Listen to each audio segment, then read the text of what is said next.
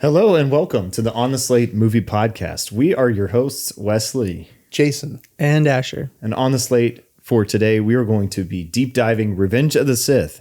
Is it a misunderstood masterpiece or is it truly a terrible movie? We're about to discuss that right now.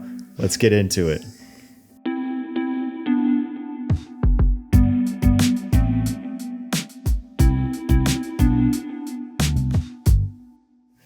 So that might have been an extreme intro there, but as Jason said, only a Sith deals in absolutes. What? So, I just said that. as Asher said.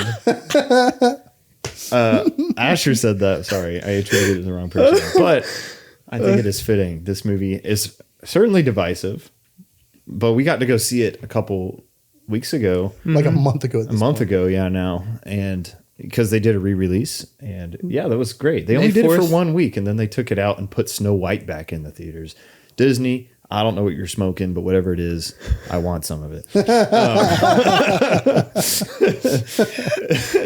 Anyway, so we're going to break down everything that comes to our minds based on Revenge of the Sith. But first, I believe we're going to do a shout out, right? Mm-hmm. So who's doing the shout out? Asher? Yeah. So this episode's shout out is Jason's brother. And let me get it right. I met him for the first time.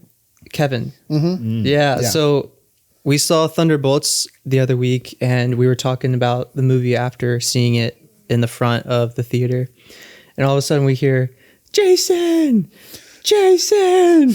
And I look in the distance and there's some kid waving his arms. And it was Kevin. Yeah, some kid. He's actually a grown-up. He's not a kid. True. Sorry, Kevin. That was not meant to be an insult.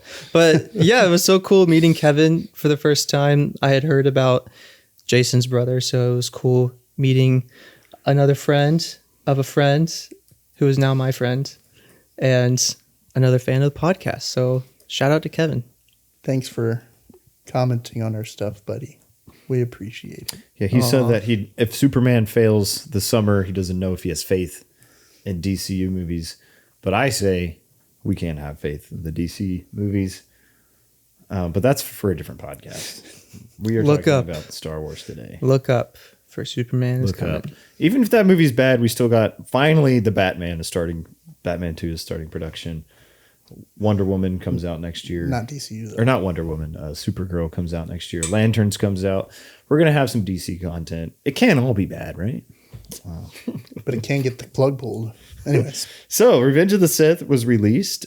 I'm looking up the release date right now. I think it was May 2005 of May.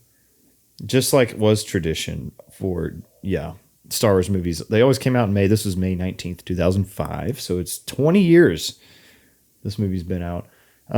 What was the first time you guys watched this? Did you guys catch it in theaters when you were kids?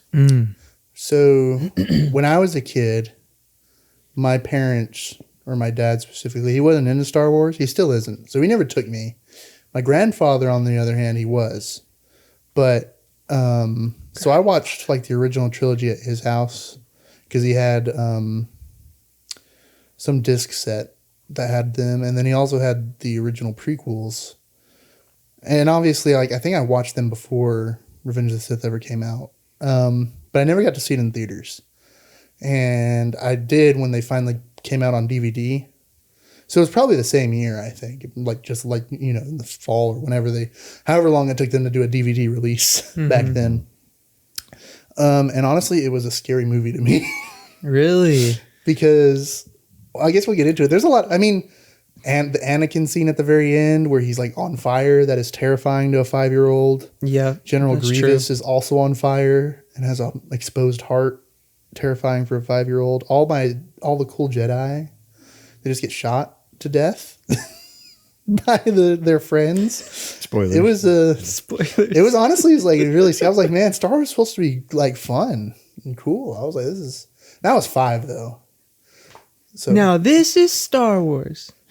Pod racing. I know, but I wanted to change it. Oh, okay. Jason doesn't understand a joke, apparently. The roasting has funny, already Jason. begun. I'm sorry, Jason. It was still funny. The roasting has already been. This is going to be the most. Asher, did you see it as a kid? This is going to be the best podcast. So I definitely remember as a kid, like really enjoying this movie. You know, I remember seeing the movie poster like outside the theater, but I don't remember actually the experience. So I want to say I did see it in theaters, but I don't fully remember. But I do remember like growing up enjoying the movie, and like shout out Hayden Shackelford if you're ever listening to this. We would dress up as Obi-Wan and Anakin and go to the local playground and reenact the Mustafar battle. So it was always a grand old time. Were you Obi-Wan? Every time. You definitely like you could definitely pull off an Obi-Wan look today. You know what? I'm gonna take that as a compliment. I mean, it's not as light. I think his hair is a little lighter, but well, maybe if Disney Plus reaches out or Lucasfilm, we can. Yeah, that's true. I don't wanna step on Ewan's toes because he's doing great. Except, I feel like he wasn't given good writing and good direction for the Kenobi series, but that's a different story. But anyways, yes, I grew up liking Revenge of the Sith. Was a big fan of it. I think General Grievous, honestly, was next to Darth Maul my favorite villain. I love Darth Maul. Just because of how interesting he was compared to other villains I've seen in the past.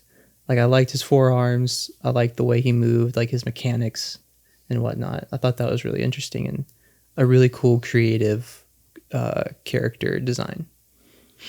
Yeah, for sure. My first experience, I watched this in theaters. I'm a little bit older than y'all, so I think I was like... You would have been 7. 8. Yeah, just 8. Just to turn 8 when this movie came out. So, yeah, we saw... This was the first movie I remember seeing twice in the theaters. Nice. Me and my older brothers practically begged my dad to go see it again. He was like, "You don't have to beg. Like, I want to go see it again." So, me and my dad and my brothers have all seen, since I've been alive, all the movies that have come out. I didn't see episode 1 in theaters because I was like 2 when that came out. But I do remember one of my earliest memories just as a human being was seeing Attack of the Clones in theaters. That's and I cool. was when did that come out? 03? 2002. 02?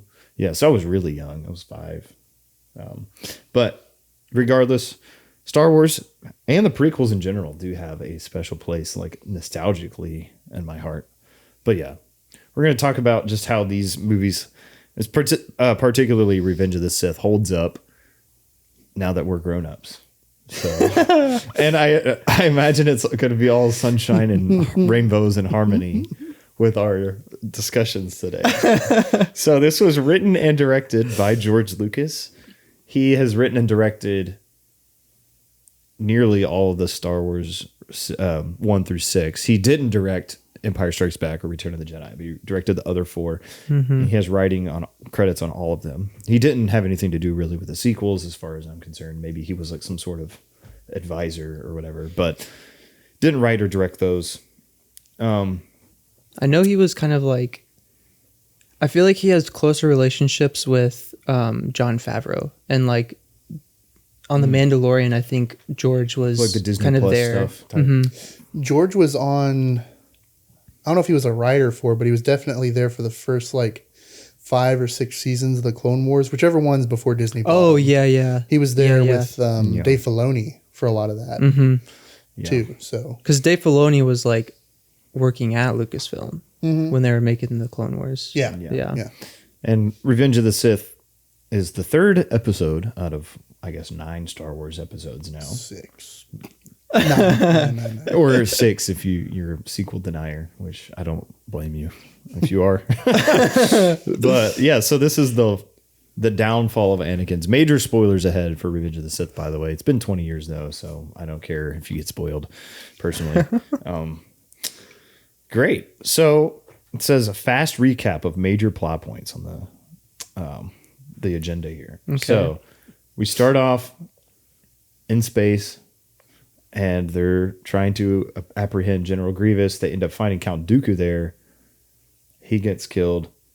It's kind of more serves as like a introduction to characters. I think it's like Obi-Wan and Anakin. I think that was George Lucas's attempt to like, hey, these characters are like, we want them to have chemistry together. Yeah. And I think that was a big criticism people had with Attack of the Clones was that the two characters just didn't really mix well. They were barely on screen together. In that movie. So I think that was an attempt to address that. And then, so they end up killing Count Dooku at the behest, is that the right word? At the order or command of the captured Palpatine, who was at the time the Chancellor. And, you know, that's maybe the early stages in this movie of Anakin's turn to the dark side, is he ends up executing a prisoner, you know, Count Dooku, instead of like having him stand trial. So then they go to Coruscant, figures out Padme's pregnant. He has dreams that she's going to die in childbirth. Meanwhile, he's basically proven himself as a really powerful Jedi warrior. He wants to be on the council, but he's not approved, but to be on the council, or he's approved to be on the council, but not like achieve the rank of Jedi Master. Sorry, I'm trying to breeze through these really quick. You're doing great. Continue the conversation. You're doing great. All the while, Palpatine is kind of speaking in Anakin's ear. He has Anakin become his like own spy for the Jedi Council. Meanwhile, the Jedi Council wants him to spy on the Chancellor. So he's like, who do I spy on? He spies on both, I guess. Obi-Wan goes to apprehend General Grievous. And then Anakin finally ends up choosing the Emperor, or not the Emperor yet, but the Chancellor over the Jedi. And that institutes the Chancellor's final, you know, his final plan, Order 66, to eliminate the Jedi, to establish total power among the Galactic Republic, destroys the Separatists, and then turns the Republic into an empire, which was his plan the whole time, and institutes Anakin as his new Sith apprentice, Darth Vader. So Darth Vader goes to Mustafar to kill some of the Separatists there. Obi-Wan figures it out. He goes over there with Padme, but Padme doesn't really know he's with them. And then the two of them duke it out, have an epic battle for the ages, and Obi-Wan ends up winning, severely wounding Anakin Skywalker, leaving him for dead. But then the Emperor finds out, gives him all the cool suit and everything, and he becomes Darth Vader. So that is basically the very quick synopsis. And then Padme gives birth to Luke and Leia at the end. Yes, Padme does indeed, according to the dream, die at childbirth. But Luke and Leia are born, and Luke is sent to Tatooine to live with his aunt and uncle. That kind of puts him in place for episode 4. And then Leia goes to... You will be a peasant farmer toiling under the desert sun. Actually, not just one sun, but 2 of them. And it will suck, and you will hate it. Leia, you get to be a princess. Yeah. And live in a life of wealth, comfort, and all this other stuff. Yeah, exactly. To then be chased by a red hot chili pepper. That never happened. In the Obi-Wan series, most of it... That was a dream that Obi-Wan had. But so disappointing. Some claps for that recap. That was good. That wasn't unrehearsed. I just did it. So that's what you get for watching a movie like 100 times. You just know it.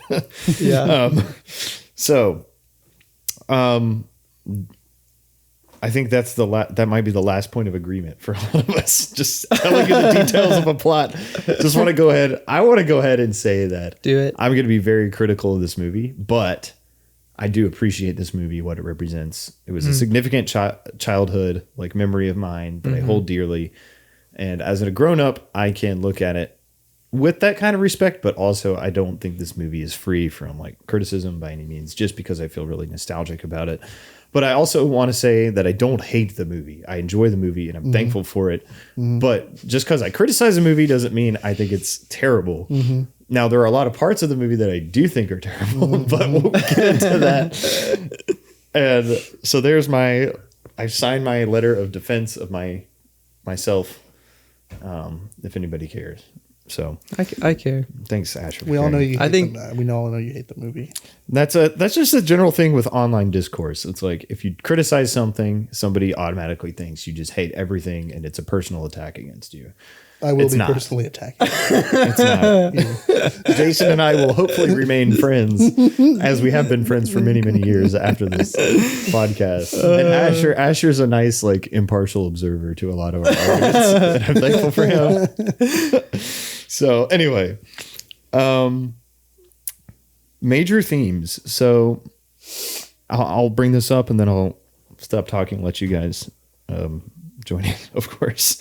But so this movie really parallels like the idea of like a tragic hero, which is almost like the exact opposite of like Luke's arc that we saw in the original ones. So it's interesting to see, just like kind of opposite nature.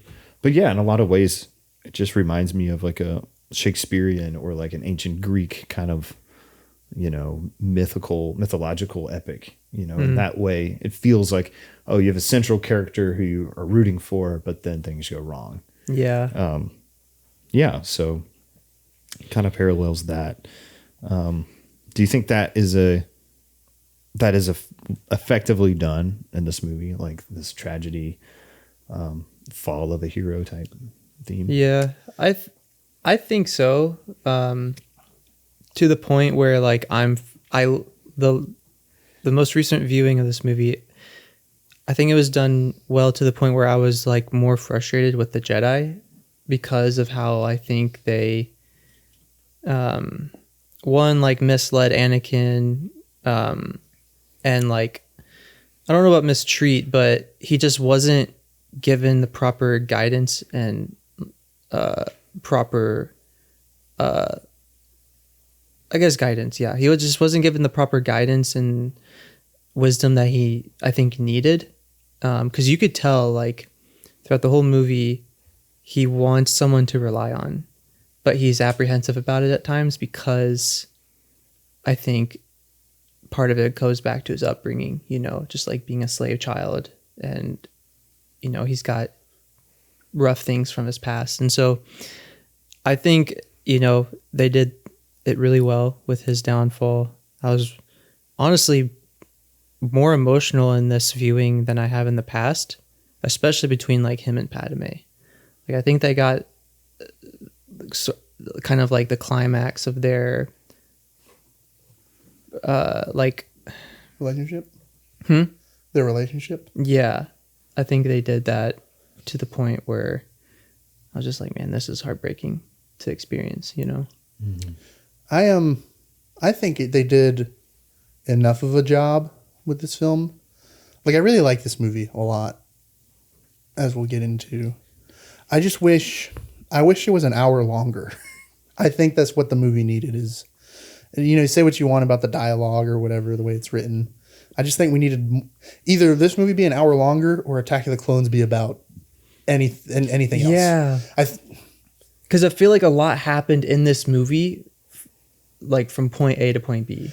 I just feel like the journey that Anakin was on needed to be at least an hour more here, or both films to be kind of centered. And I know technically the entire trilogy is about Anakin's journey, but the first film is really a lot of setup for the Clone Wars, which I love that stuff. I think I don't think Phantom Menace is a great movie by any means, but I love the world building there. I love the kind of setup and the tension and the kind of state that the background for what ends up becoming this galactic war. Mm-hmm. To me, all that stuff is really interesting, but you get lost in, like, you just lose the Anakin stuff. And I know he's in a movie a lot, but when I think of the Phantom Menace, I do not think of 9-year-old Anakin, aside from the pod racing scene, which I like. Pod racing scene is good. Yeah. Yeah. But it just feels like the trilogy doesn't focus on Anakin enough until Revenge of the Sith, which is probably why it's my favorite. Mm. And I know they do a lot with Anakin in Attack of the Clones, and he's probably the best part of that movie. But also the Attack of the Clones is Obi-Wan getting rained on and finding clones and all this other nonsense. It's just you're like, you're not getting what you want, and then you finally get it here in Revenge of the Sith, at least in my opinion. But it's just not. It's like It feels rushed. It feels like I it's the very end of my meal that I finally got to the portion I wanted. Yeah. And it's gone. Yeah. I felt similar after the movie too about that. But I do think at the end of the day, they did enough for me to accomplish the feeling that it wanted you to feel. And I just, like, since we watched it in theaters, which was like 4 weeks ago at this point, I rewatched the original trilogy and I got really emotional, man, which is weird. But like in Return of the Jedi, just having the Anakin stuff in Revenge of the Sith made Return of the Jedi so much better for me. Oh yeah. I think. Yeah.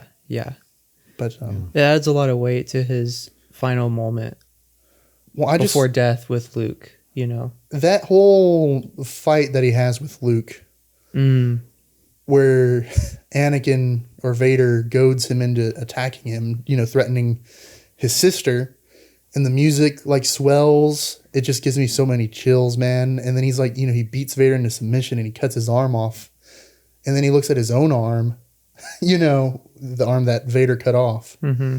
And I think that, when Luke has that moment of clarity, to me, that's like when Luke becomes a true Jedi, is when he tosses his saber away and tells the Emperor that he will not kill him, Mm-hmm. And to me, all of that, like, that's sure, that scene, I'm sure, stands alone great. In fact, I saw it before I ever saw any prequel, right? And I'm sure the audiences in 83 were just as satisfied as I, irregardless. Yeah. But after rewatching Revenge of the Sith recently, I was like, man, that just, like, to me, that's the sweet spot right there. Mm-hmm. This is why we all love Star Wars. I think. Yeah. And I don't think I get that satisfaction without this movie, without Anakin's downfall. Mm. So. Yeah. It's certainly, like, I think Revenge of the Sith had a really difficult task of really packing in a lot of this. Yeah. Downward spiral of his character. And I don't think that the previous movies, like you mentioned, like, I don't think they really did it any favors. Mm-hmm. I think Attack of the Clones does a little bit, with the whole, like, sand people thing. Yeah, and his mom. But for me, I guess I still feel like Revenge of the Sith, well, okay, I'll say this. I think Revenge of the Sith does a decent job of portraying this downfall. I don't think it's perfect. I think some parts of it feel like a little bit rushed. I feel like Anakin, like, at point A, and then Anakin at point Z at the end of the movie. Mm-hmm. I don't know if that's the most consistent, like... We're missing a couple of letters. Yeah, like... And I think from him, like, being conflicted, like, oh, should I, like, arrest Count Dooku, or should I do this or that? Like, mm-hmm. having these moral conundrums in his brain. Yeah. Because, like, he sees, like, because, I mean, that's a morally gray scenario, even if you're not, like, a Jedi. Like, mm-hmm. even if you're, like, a good person, like, oh, maybe I should kill Count Dooku, right? Like, because he's like hurt and done a lot of damage to a lot of people. Yeah. Like, I don't think that's, like, a morally wrong thing for him. Like, maybe it is in terms of the law and justice that has been established by the Republic. So anyway, what I'm saying is it's a morally gray scenario where either, like, you could see pros and cons to both sides. Mm-hmm. And he goes from that to essentially, like, murdering children. Yeah. I'm like, that's a big jump. And I guess, like, he did it in Attack of the Clones with the Sand People. That's, like, the one thing that I'm like, okay, well, maybe they did set this up a little bit. But at the same time, I'm like, I don't think anybody empathized with the Sand People. And maybe that sounds bad. But, like, in the originals, the Sand People, all you see them do is, like, cause destruction and murder people. And then the same thing in Attack of the Clones. So it's like, why would I empathize with them? Yeah. Like, as far as we know, like, that's justice, right? Like, revenge. Yeah. But then he just goes and kills, like, innocent younglings, who, like, like, I don't know. I think that a lot of it was set up for, like, shock value. Oh, we need to make sure Anakin is, like, evil now. We need to make sure everybody knows that. Wait, go ahead. I was going to say, like, this is, like, some really nerdy stuff I'm about to bring up. And it doesn't, and I'm not in any, like, I get it. Films have to stand on their own. Extra material shouldn't really matter. But the way, like, the dark side is explained to work is that it does possess you from time to time. And I'm not saying like that's what happens here. Well, that's not really set up by the movie. That's what I'm saying. But I get that. And again, like I said, movies have to stand on their own. But the way the dark side does work is it can possess you from time to time. And they do visually show it in the film, because you'll see Anakin, when he kills the council on Mustafar, he has his Sith eyes. But then when Padme and Obi-Wan come back, he's conflicted and he lost them. So he loses the Sith eyes. So they do some visual storytelling there, which I think is really clever. I just don't think anything's ever... We don't know anything about the dark side. You know what I mean? It's never really explained. It's all stuff you only get from Legends content or games and movies and shows outside of the main story. Yeah. I guess he like... I don't know. To me, like that's a... I mean, I do see the eye color change, but it just doesn't really like explain it well in the movie for me. But I don't know. I think you acknowledge it anyway. I think the way I see it is like Anakin is truly pendulum swinging from like he's not like he's like full committing and then he's hesitating. Yeah, is what I'm like. I feel like I'm meant to understand here by what's being shown to me on screen. Yeah. Now, is it on us for not catching it, or is it on George for not making things a little bit more explicit? Probably on George, I think. Because like I said, I think the movie just needs more time. It needs another hour or something. But I do still get the feeling that he is pendulum swinging by the end of the movie.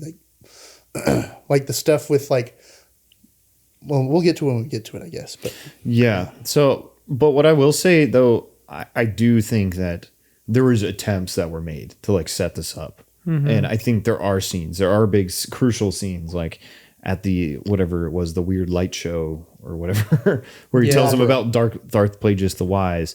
That stuff is interesting. Like you could save your wife. However, that to me it still seemed like really vague. Like this vague power of bringing someone back to life. How does Palpatine know about it? How can he, and doesn't like go into the specifics of that. And for me, that's just a lot for like why would Anakin just believe this? Maybe maybe he kept it vague because he's trying to like lead Anakin on. Well, so because like we get to the fight with him and Mace Windu, Palpatine and Mace Windu. After Mace Windu is, skirted out the window, we hear like a conversation between Palpatine and Anakin saying like, go and do this now. And I feel like he's just giving him these assignments saying like, this will get you closer to being able to have enough power to save your wife. So I feel like that might be a reason he's keeping it vague. In that conversation, Palpatine admits he does. So he's like, he tells him, he's like, I'm confident that between you and me, we will actually be able to accomplish this, because it's like, he tells Anakin that he doesn't know, that he hasn't figured it out yet, actually. That's what he actually tells Anakin. But that if he goes through with it, he'll be powerful enough in the dark side.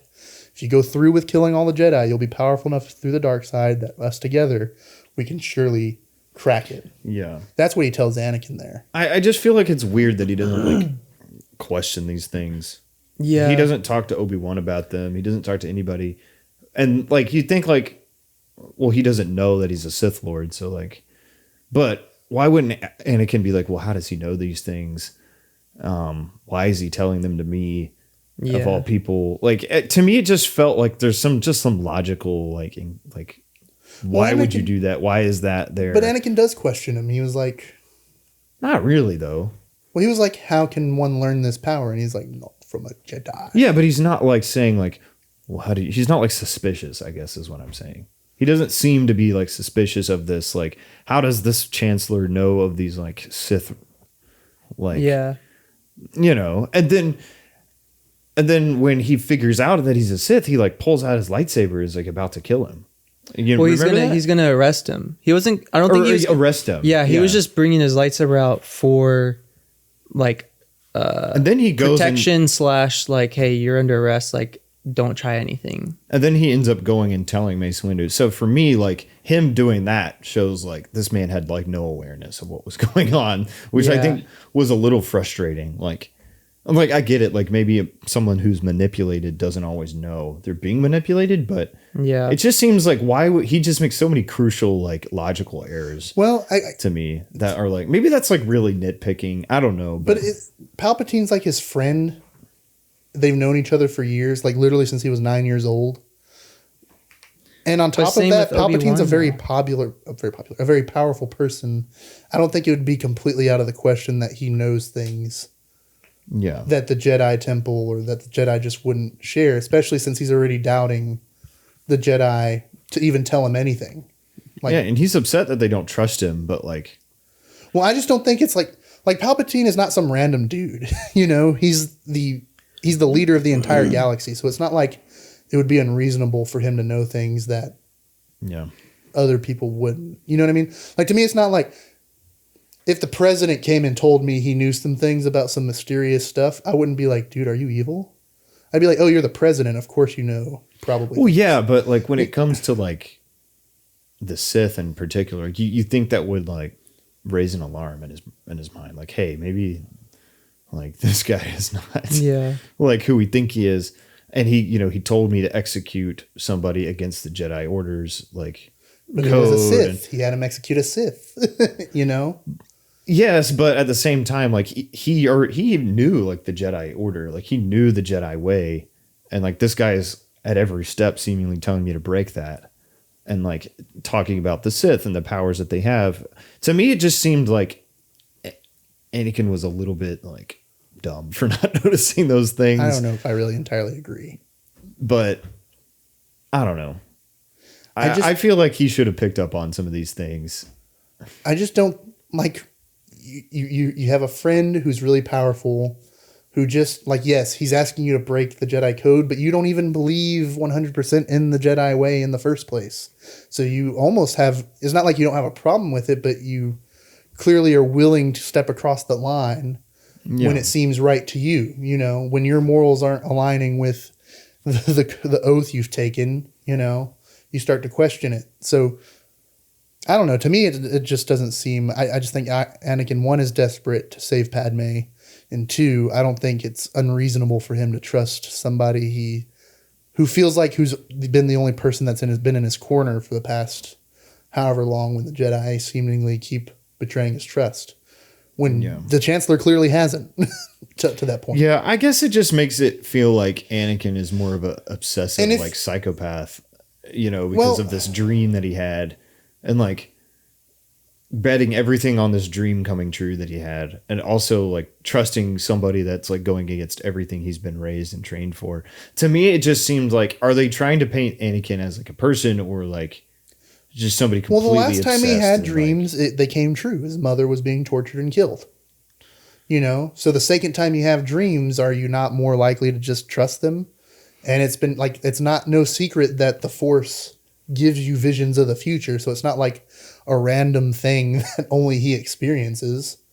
Yeah, it's something that happens to Force users. Betting all of that on like some vague promises from a guy, like, I don't know. That's like conflicting with all the worldview that you've been raised on. Well, like, it's not, again, it's like not a random guy. It's someone you've worked very closely with. Well, I didn't say he was a random guy. It's just like, it's still, to me, it doesn't add up, I guess. Like, I don't know. I mean, to me, it's like if any one of you came up to me and started telling me things, and I already had doubts about the people I worked for, you know, and you're telling me that I could fix my own problems, you know, I might listen to you. I might hear you out. And clearly he isn't like 100% committed to just hearing him out, because he does turn him over to the Jedi. Yeah. So I don't know. I just don't agree. Well, yeah. So there's our opinions out there.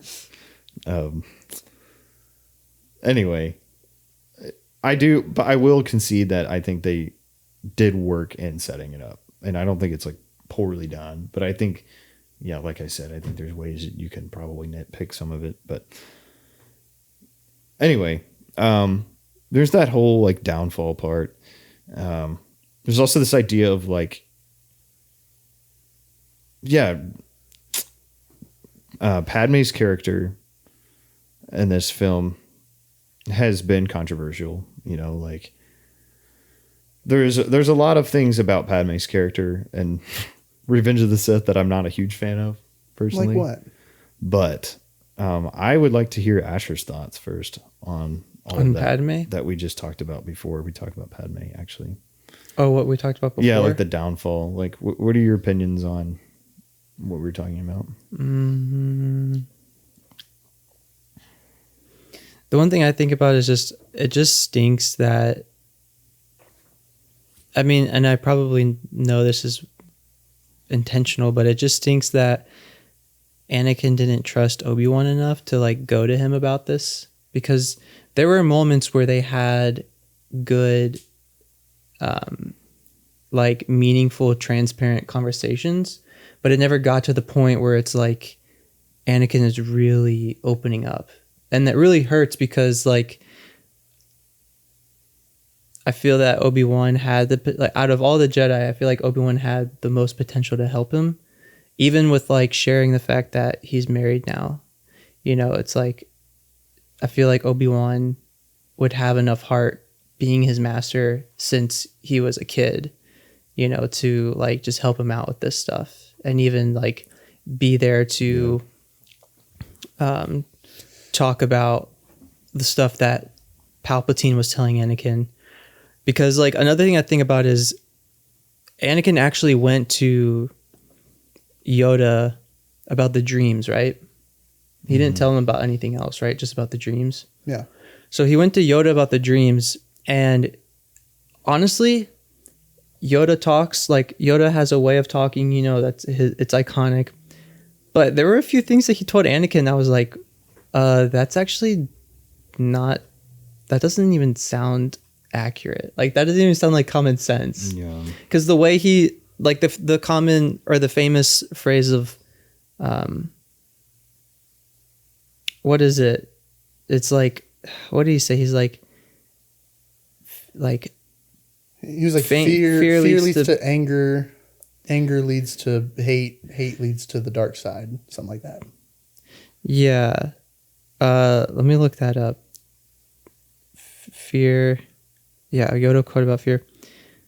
So, fear is the path to the dark side.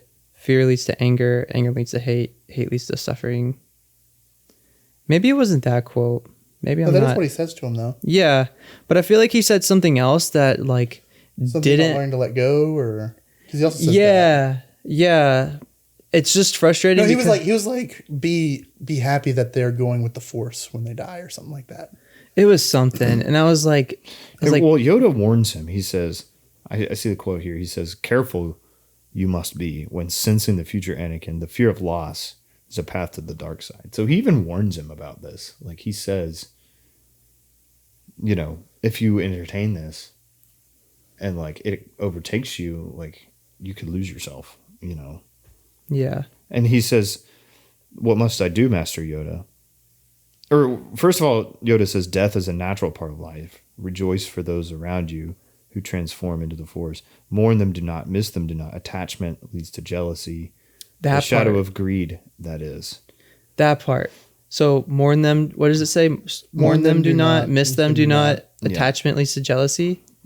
Yeah, and the shadow of greed, that is. And then Anakin says, "Well, what must I do, Master Yoda?" Yoda says, "Train yourself to let go of everything you fear to lose." So basically, Yoda warns him, but he also is like pretty strict on the Jedi Order. He's like, yeah, you need to like whoever you love, like you won't.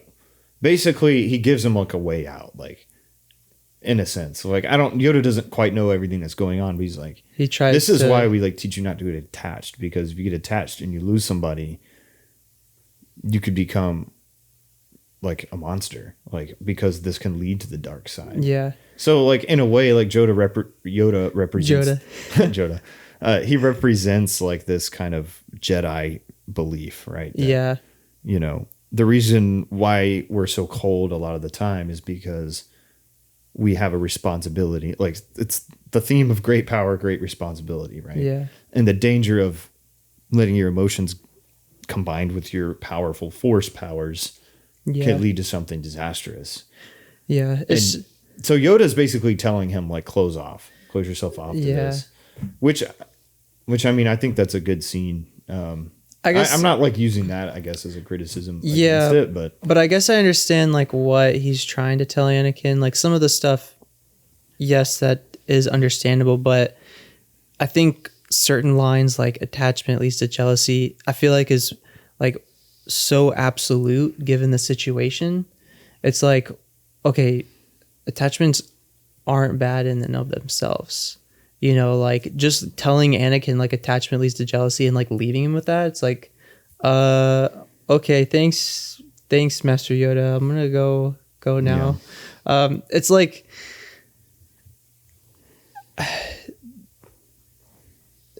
I guess this is just pointing back to like some of the pitfalls I think within the Jedi Council that led to Anakin's distrust and I wanted to downfall. comment on your point about like wishing that they had Anakin reach out to Obi-Wan or something. The last conversation, or one of the last conversations Anakin has with Obi-Wan before he leaves to Utapau, and also Obi-Wan's on Utapau. I don't think Anakin could have contacted him if he really wanted to. Yeah. But one of the last conversations he has with Obi-Wan is Obi-Wan backing the Council's decision to have him spy on the Chancellor. And Anakin is going to Obi-Wan frustrated with it. And he's like, do you really support this? And Obi-Wan's like, yeah, I kind of do. So Anakin kind of feels like even his master is asking him to do something that shouldn't be allowed by the Jedi, to deceive someone and spy on them. But even Obi-Wan is telling him to do this. So I don't blame Anakin for not necessarily wanting to reach out to Obi-Wan, because he's on the council after all, and the council is the one who asked him to do this. And then when he goes to him in private, he sees that he agrees with the council on this. I mean, I completely blame him for not going to Obi-Wan, though. Like, to me, like, it paints, maybe this is the point, but it paints Anakin as like a child, like who's just incapable of disagreement. How is he supposed to go to Obi-Wan? He's incapable of like entertaining like these thoughts that he has and trusting somebody that has trained him. His like supposedly, at the end, like, you were my brother, Anakin. Like, why doesn't the movie like show this? All it does is it sends Obi-Wan off to fight General Grievous. And by the time they actually have a heart-to-heart talk, it's like way too late. He's already killed all these younglings. They're on Mustafar.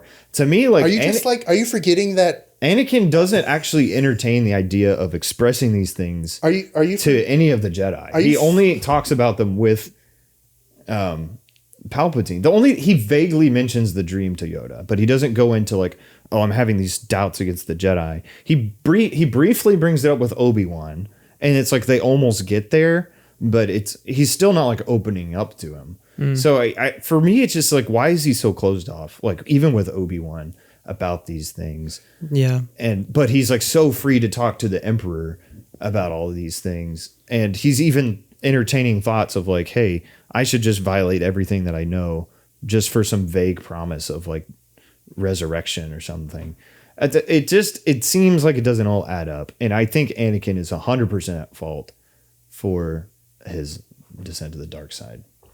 Well, I'm not saying that, but like the Palpatine literally tells Anakin, he's like, hey, if they don't send you to go get Grievous, that means they probably don't trust you.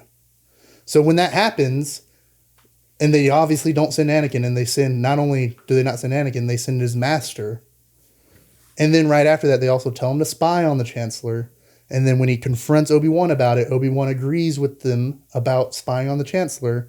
I think they give us a pretty good reason. They give Anakin a pretty good reason to not. But reach out he to doesn't Obi-Wan. seem upset. He's just like, he says, "May the Force be with you, Obi-Wan," and they say goodbye. I don't know. It just feels like that part like it minimally bothers him, and the way it's executed. He's like very clearly upset, but then he realizes like he just collects himself and then is like, "Well, I'm about to see you off. Good luck." And like he's clearly also upset about it. He's incapable of arguing with Obi-Wan. But he's incapable. Like he's playing the victim, like as if he doesn't deserve this exclusion, like of not being trusted, things like that. I just think he completely like tries to absolve himself of like responsibility here and completely blames it all on the Jedi. And like doesn't bother to like bring these things up with them in like an actual deep and effective way.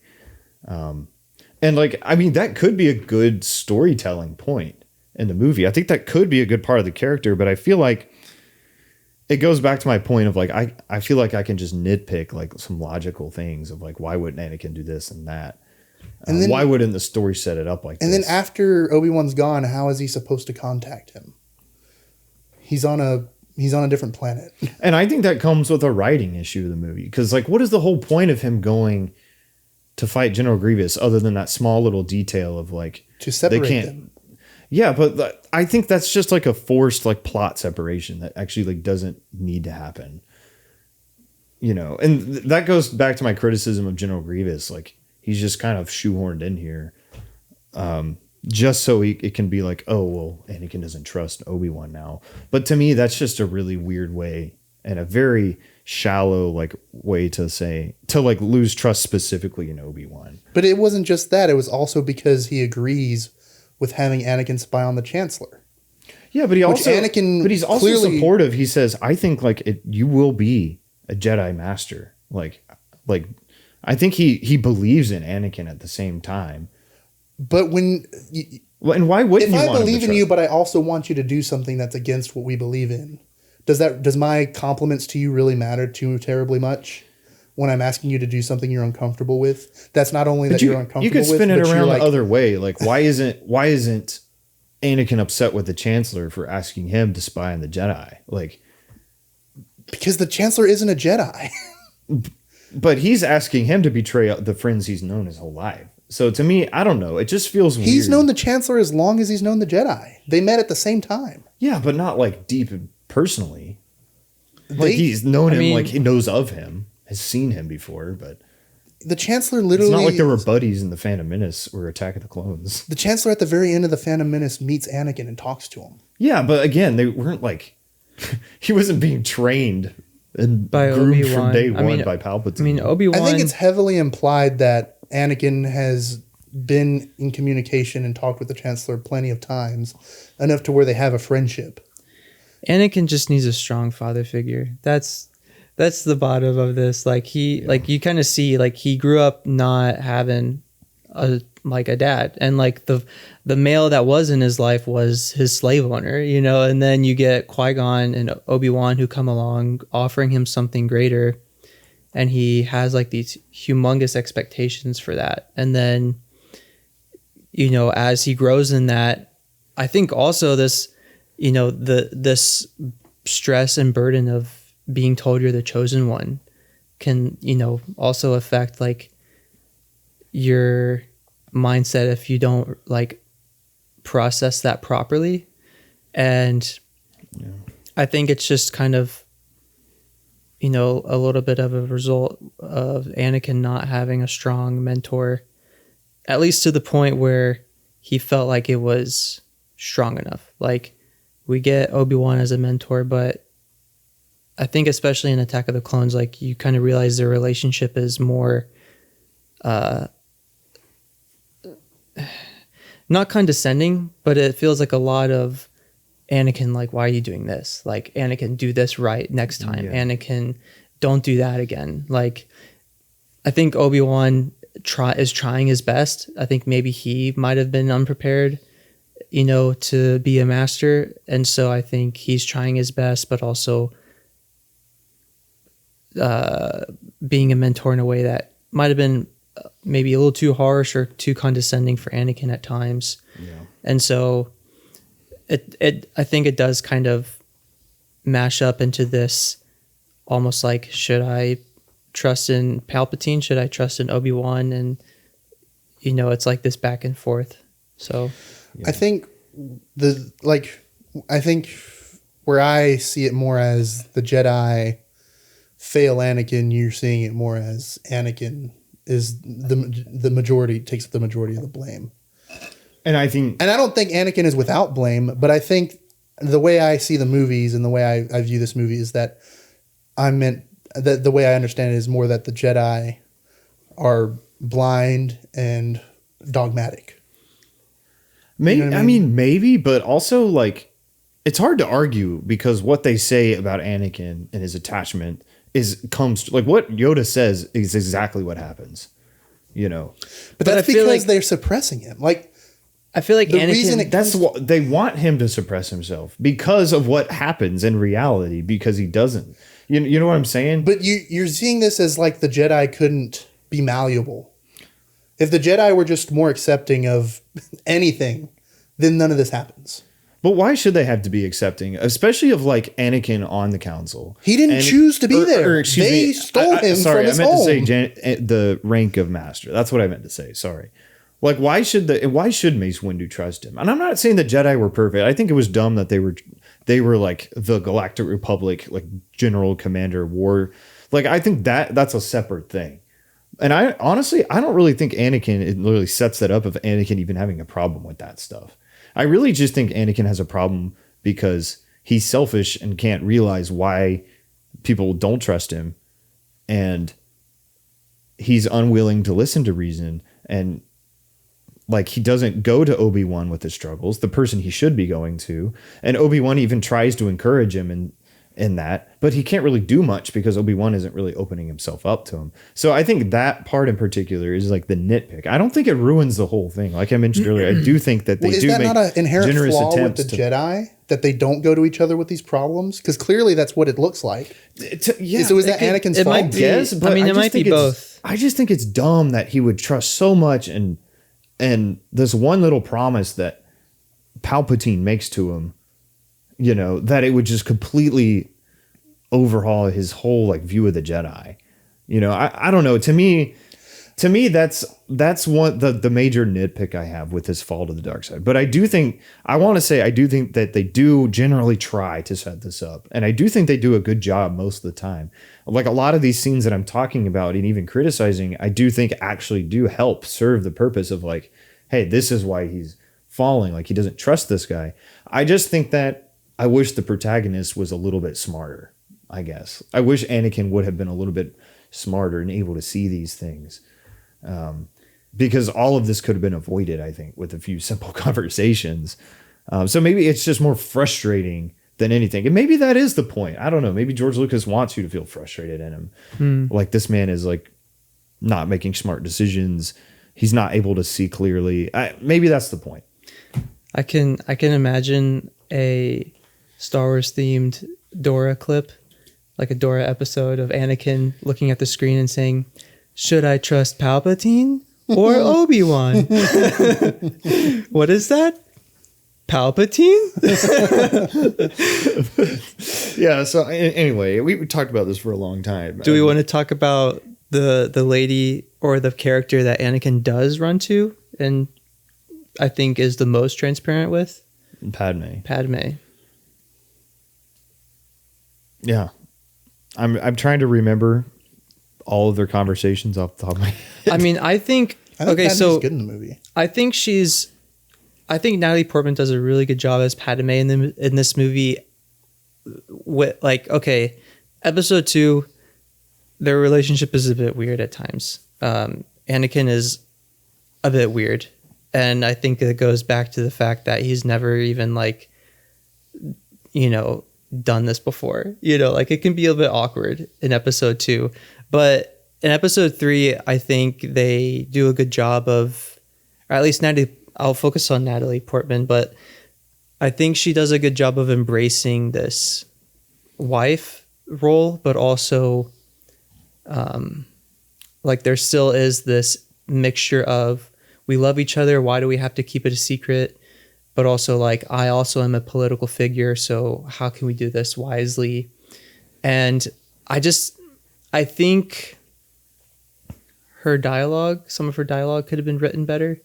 And this goes back just to writing in general. Like I think some of the lines were just very, a little bit unrealistic coming from someone who is married. Like just hearing how a conversation like that would go, I'm just like, I don't know if someone might say it like that, you know, especially in those intimate moments with Anakin and Padme. And I think with that writing, and maybe with some of the directing too, I think Natalie has a few deliveries that feel a bit more like soap opera-y instead of more genuine. So like aside from that, I think she gives like a really good performance, and even at the end, like a very gripping performance with her realization of what Anakin actually has become, and that whole conflict between them at the end, like, is very, I think, performed well. At least, like, I think he does good, but if we're just focusing on Natalie's performance, I think that given what she was given, I think she did a lot of good. There could have been some improvements, but yeah. But I guess that's more about the actress than the character. I think though that kind of leads to like I think the worst part about this movie is just it's scene to scene, the dialogue, and I think it really holds the movie back a lot. Even in that final Mustafar scene, especially in the like flirty scenes with Anakin and Padme. I don't know. I feel like I wish I didn't like laugh in the serious moments, but it's just like the dialogue to me is just not, it's just, what are some of these lines here? I just had one. It was between Obi-Wan and Anakin at the end. And when they're talking, he said, you turned her against me. You have done that yourself. That's fine. You will not take her from me. Your anger, your power have already done that. So Obi-Wan's trying to like tell Anakin, like, hey, this is your fault. Like, you did this. Yeah. Which I think is good. Like, I think Obi-Wan's in the right. I think he's correct here. But Anakin is like, don't lecture me. Don't make me kill you. For whatever reason, that line, it just felt like, why isn't Anakin is just like, why would he say that? Did it feel like it's like your new empire? Don't make me kill you. Like, is that the natural progression of the conversation? And you can find like every scene, like then it just feels like this conversations are so awkward and there are some extremities, unnatural. And I know you said that Natalie Portman does a good job. I just don't know if I agree fully with that. I don't know. I think I don't know if it's her fault necessarily. I don't know if it's any of their fault, but George Lucas, I just don't think is a very good like actors director. I understand that. You know, and certainly the dialogue and writing, I think in these crucial scenes, like let itself down. I think there's better ways to write a conversation around this Mustafar scene, because if he would have just like hired like a better writer or something, I think this easily would be like the best Star Wars movie. You know, if they just hired better like dialogue writers. I mean, look at Empire Strikes Back. Like, I think Empire Strikes Back, if we're looking just at the original trilogy, I think the dialogue is great, chemistry is great, and the directing of characters is great. And I don't remember the name of the director, but it wasn't George. Like, someone else came in to direct it, and there was also help with writing, right? Yeah, and also George Lucas did write those originals, but I think a big difference. I don't think he's writing the dialogue. Well, I'm not sure. No, he is writing the dialogue, but they changed the dialogue a lot from whatever he wrote it as. And I will say some of the dialogue in the original movies is not the greatest. I want to go to Tashi Station and get some power converters. Yeah, and Mark Hamill has even said in like interviews. Mark Hamill has said in interviews like, yeah, some of these lines we were just like begging George, can we like change this, please? But what I will say about the originals is like the power and like the greatness of some of the performances. Like Harrison Ford is like amazing as Han Solo, right? And he's got the corny one-liners. His chemistry with Carrie Fisher. But to me, like these were like passionate performances, and maybe some people disagree, but I don't think like Hayden Christensen was the right choice. I respect the man. You know, I have nostalgia for him, and I appreciate how there's a lot of goodwill around him now. And I really do appreciate that. But I'm just looking at these and it's just like wooden line delivery. But his physical acting and his facial expressions are so good though. That's I don't know. Like to me, that's really good. But it's just like when you talk, it's like it's unpleasant. Like I don't know. It's like but there are times where it is. I think he does have more pleasant deliveries. When he's angry, I think his delivery is usually good, regardless of the dialogue. Yeah, but I think then it just goes back dialogue to lets him down. I think So I'm not saying it's 100% Hayden's fault. Well, I think that lends to the idea that it's clearly like whatever the direction he was given. Yeah. And even Ewan McGregor, like, I think he's a good actor, but I'm like, I don't know if he's like great in these movies, you know? And I that's something that when I was a kid, I would have absolutely said, yes, he's great. But just watching these movies back, I'm like, he's good, I guess. But it's like, I feel like weirdly in Revenge of the Sith, like he doesn't have a lot of like great scenes other than like the Mustafar scenes. That kind of makes me think about the opening battle sequence with like up in space above Coruscant, where we get Obi-Wan and Anakin and their starfighters giving dialogue. We see the camera outside of the starfighters. We then cut to them in General Grievous's ship going through corridors and rooms and stuff. And I feel like another part of this is that there was a lack of energy between filming each shot. Even if one shot happened right after the next, I feel like there was a disconnect with the continued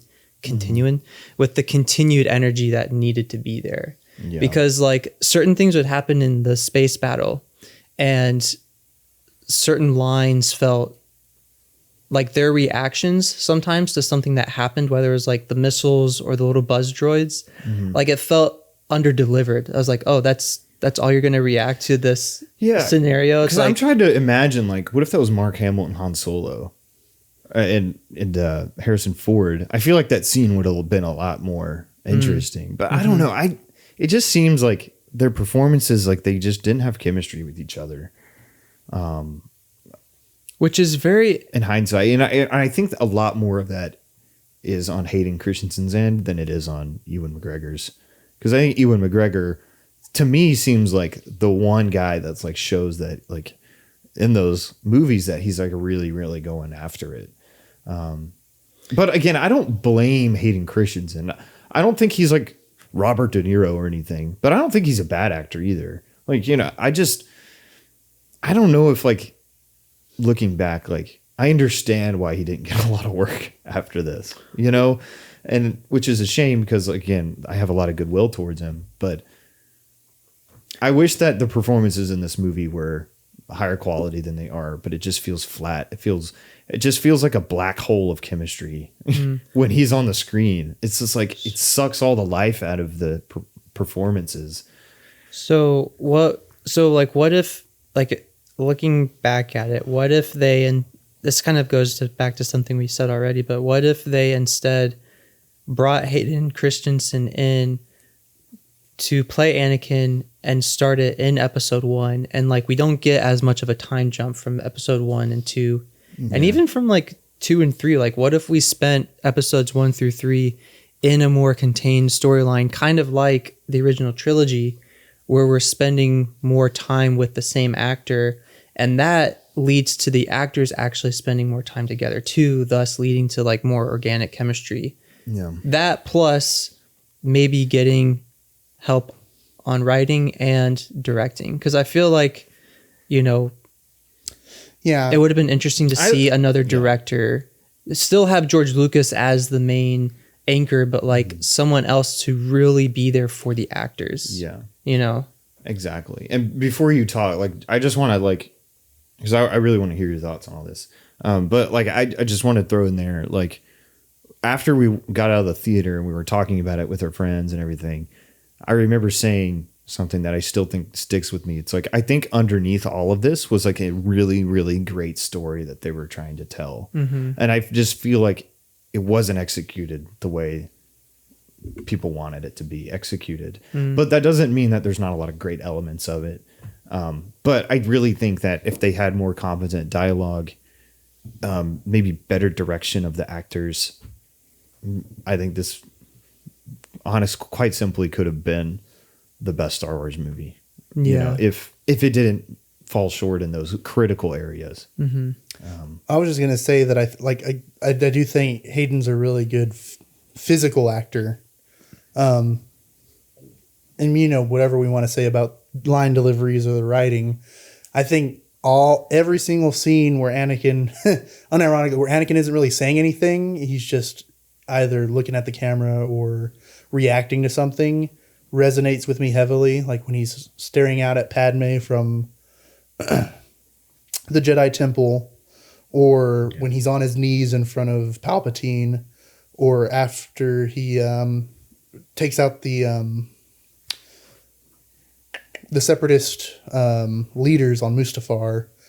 Like all those scenes to me is like, I think Hayden's managed to communicate a lot with just his face and the way he reacts to things. And I think it's really good. And I think it hits to home for me at least. Yeah. Him marching on the Jedi Temple with the 501st, that I think is really good. And obviously he does all the stunts. He does all the fighting himself too. Yeah. And all the, the choreography I think is really good too. But so I just, even some of the line, like anytime he's angry, I think it hits. When he's burning up on the beach there, the lava beach. Oh yeah, I mean I think that was like that's like one of the best deliveries of all time. Some people cheese the no at the very end. Oh yeah, I think that's a good scene. That's actually a really good scene until he's no. I like it, but I mean the scene of the mask coming on his face, and the breathing is like goosebumps. Well, his reaction too, incredible. As his eyes widen as he realizes like what's kind of happening, I guess, is really good. But I think I like the no as well. That was an incredibly directed scene until he opens his mouth to say no. In my opinion, I'm glad that if I was him, like coming from a married man, like I feel like I would have had a much more guttural, heart-wrenching no. He literally shakes the entire room. Was that Hayden or was that James Earl Jones? That was James Earl Jones, I think, that did the But that's aside from the That's actual... Hayden in the suit. He's acting it out. Him shaking the actual room, Jason, I thought was really good. And it was a really good build-up. But then I feel like the actual verbal no was not as heartbreaking as it should have been. I don't know. But hey, like, I'm not coming at you. I think it's good. I like it. It works for me. And that's okay. Yeah. It's okay. It works for me. Yeah. But my point is I think Hayden does a really good job when they don't ask him to speak. And when they do ask him to speak, if he's angry. I think he does a good job of capturing that like tension on his face. Like I see the melancholy and the sadness and the frustration in his face every time, or the regret. I don't know. It's like the regret he portrayed after basically partaking in Mace Windu's supposedly death. For those who know more about Mace Windu, we're not going to talk about that. But is he? Wait, no, he's dead. Canonically, he's dead, but people don't believe it. Yeah, I think he's canonically dead. he is dead. I think he's Legends. I have thoughts about that scene. Anyways, his regret that he did portray, I thought was really good. Even with him saying like, "What have I done?" Like I think he was caught up in the moment because Palpatine was trying to drum up this dramatic moment to get Anakin to side with him. Mace Windu was like, "I'm done with this fool," and so it was a very high stress moment, and Anakin just ended up, breaking and doing the wrong thing. Yeah. And I will say I do like Mace Windu's character, and I think that he's a key part to Anakin's downfall. And he, I feel like Anakin expresses a lot of his anger in the Jedi because of like Mace Windu's actions specifically. So here's my alternate proposal, which I wish would have happened. Instead of having him kill the younglings, have his clones do that, because I feel like that's a job for the clones anyway, right? You don't need to send your top agent of death and destruction to go kill some kids. Like you should like I get it, like you want the shock value, you want to show he's evil, but I would have liked to seen him go toe to toe with Mace Windu. I think Anakin awesome. Versus Mace Windu lightsaber battle is what should have happened. That would have been awesome, and that would have shown like this guy is Darth Vader. I think that would have shown it. Because the next lightsaber battle he has, he like decisively loses, right? Like he gets half his three of his limbs cut off, right? And the only limb he had left was one that was already cut off. So I'm just saying, like, I think it would have shown the power and strength of Anakin and like what the dark side has done to him. And I wish he would have fought Mace Windu, because I think that would have been a more like that would have been more of like poetic justice, I think, and like have him like kill Mace Windu, straight up. Yeah, I think like this is something even the Emperor couldn't do, right? I think that would have been a way better scene. Let me know in the comments what you think, but that would have been really cool to see. Also, just in general, like if you have any like, there's always the fan rewrites of the prequels I see. If there's anything about Revenge of the Sith, if it's perfect, let us know. If you wouldn't touch anything, or also if there's any like things you would change, what would it be? Because I'm interested to see, what people are thinking. Yeah, I think it really would have been like when instead of cutting his arm off, he like blocks his blade. Yeah, and then that leads into a fight. That would have been awesome. And then at the end, he manages to either kill him or put him in a position to be shot out the window anyways by Palpatine. I think would have been awesome because... And that would have redeemed the horrifically choreographed lightsaber battle that just had happened right before that. Well, the fight between him and... The actual fight between Windu and Palpatine I don't think is that bad. Can I say something about that? Yeah. So, like, Wesley, you sent us a behind the scenes... I sent that. Jason. Jason did. Sorry, Jason. You sent us a behind the scenes clip of them... like performing the fight between Mace Windu and Palpatine, but it was like an extension. It was like the stunt doubles. The actual right? guys actually fought more. Yeah, but it was the stunt doubles. Yeah, so like, I'm gonna be honest, it was a more entertaining fight scene than what I watched in the actual movie because the camera was wider and it didn't really cut that much. And I feel like in the final fight scene, I felt like the actual fight was kind of slow. Like the choreography felt a bit slow and slow. And then I feel like there were a lot of camera cuts and it was kind of hard to focus on the action. So that's because Ian McDermott just really couldn't keep up. That's why they cut the extended scene that I showed you. And that's probably why the one we got is so much slower and extended. Yeah. I mean, and I guess it's hard to be too critical, but when you look at it, you're like, no, this is not very good. Yeah. I mean, that's just the truth. Ian McDermott, and they do have a stunt double and even in there. Sam Jackson at that point was probably in his 50s, at least. Could they have worked around that though? Like they do have him a stunt double in there because you can see it. You can see Ian McDermott's CGI face when he spins around a little bit. But they also have him doing a lot of the fighting himself too in scenes. Because I think George wanted to limit doubles as much as he could. They could have just put the mysterious Sith cloak over I was about to his say, face. like, you can darken his face with a cloak. But, I mean, I don't know. That might take away from the facial performance of the fight. I am the Senate. I am the Senate. Fun fact. I know this is... That's a good line. I know this is, like, really stupid. But apparently... And I don't know if this is canon anymore, but in the Legends canon, that spin he does, apparently, in the Scream, apparently is supposed to weaken everyone that he was attacking. Mm-hmm. And we're also meant to imply that Mace Windu wasn't even fighting at full strength either. That might have been something George Lucas added in some book right after. Yeah. To kind of explain away some things. And it's really stupid, but I think it's funny that the Scream was some sort of dark spell. It was scary. The Scream was scary. Yeah. But apparently it like slowed, it like weakens the Jedi. I will say though, I thought that scene was a little weird. Like, what does Jedi arrest and due process look like? Because all Anakin does is say, "Hey, I think that Palpatine's the Sith I think Lord." Mace Windu. And Mace Windu just shows up with two of his top Jedi to go kill him. Three of it. Three. The boys walk in. I think Mace Windu intended to kill Palpatine there. I think he wasn't going to ever bring him in. Yeah, but also he says like, "I don't trust Anakin" multiple times, and then just trusts him, like out of the blue. But I don't know. Maybe he had a good reason to like say, "Okay." He could I'm feel going to choose to the trust Force, Anakin here. Anakin well, either Palpatine's a Sith, and they were sensing it, so it's not the worst. Or maybe Mace Windu is a Sith. Mm-hmm. Maybe Mace Windu is the Sith the whole time.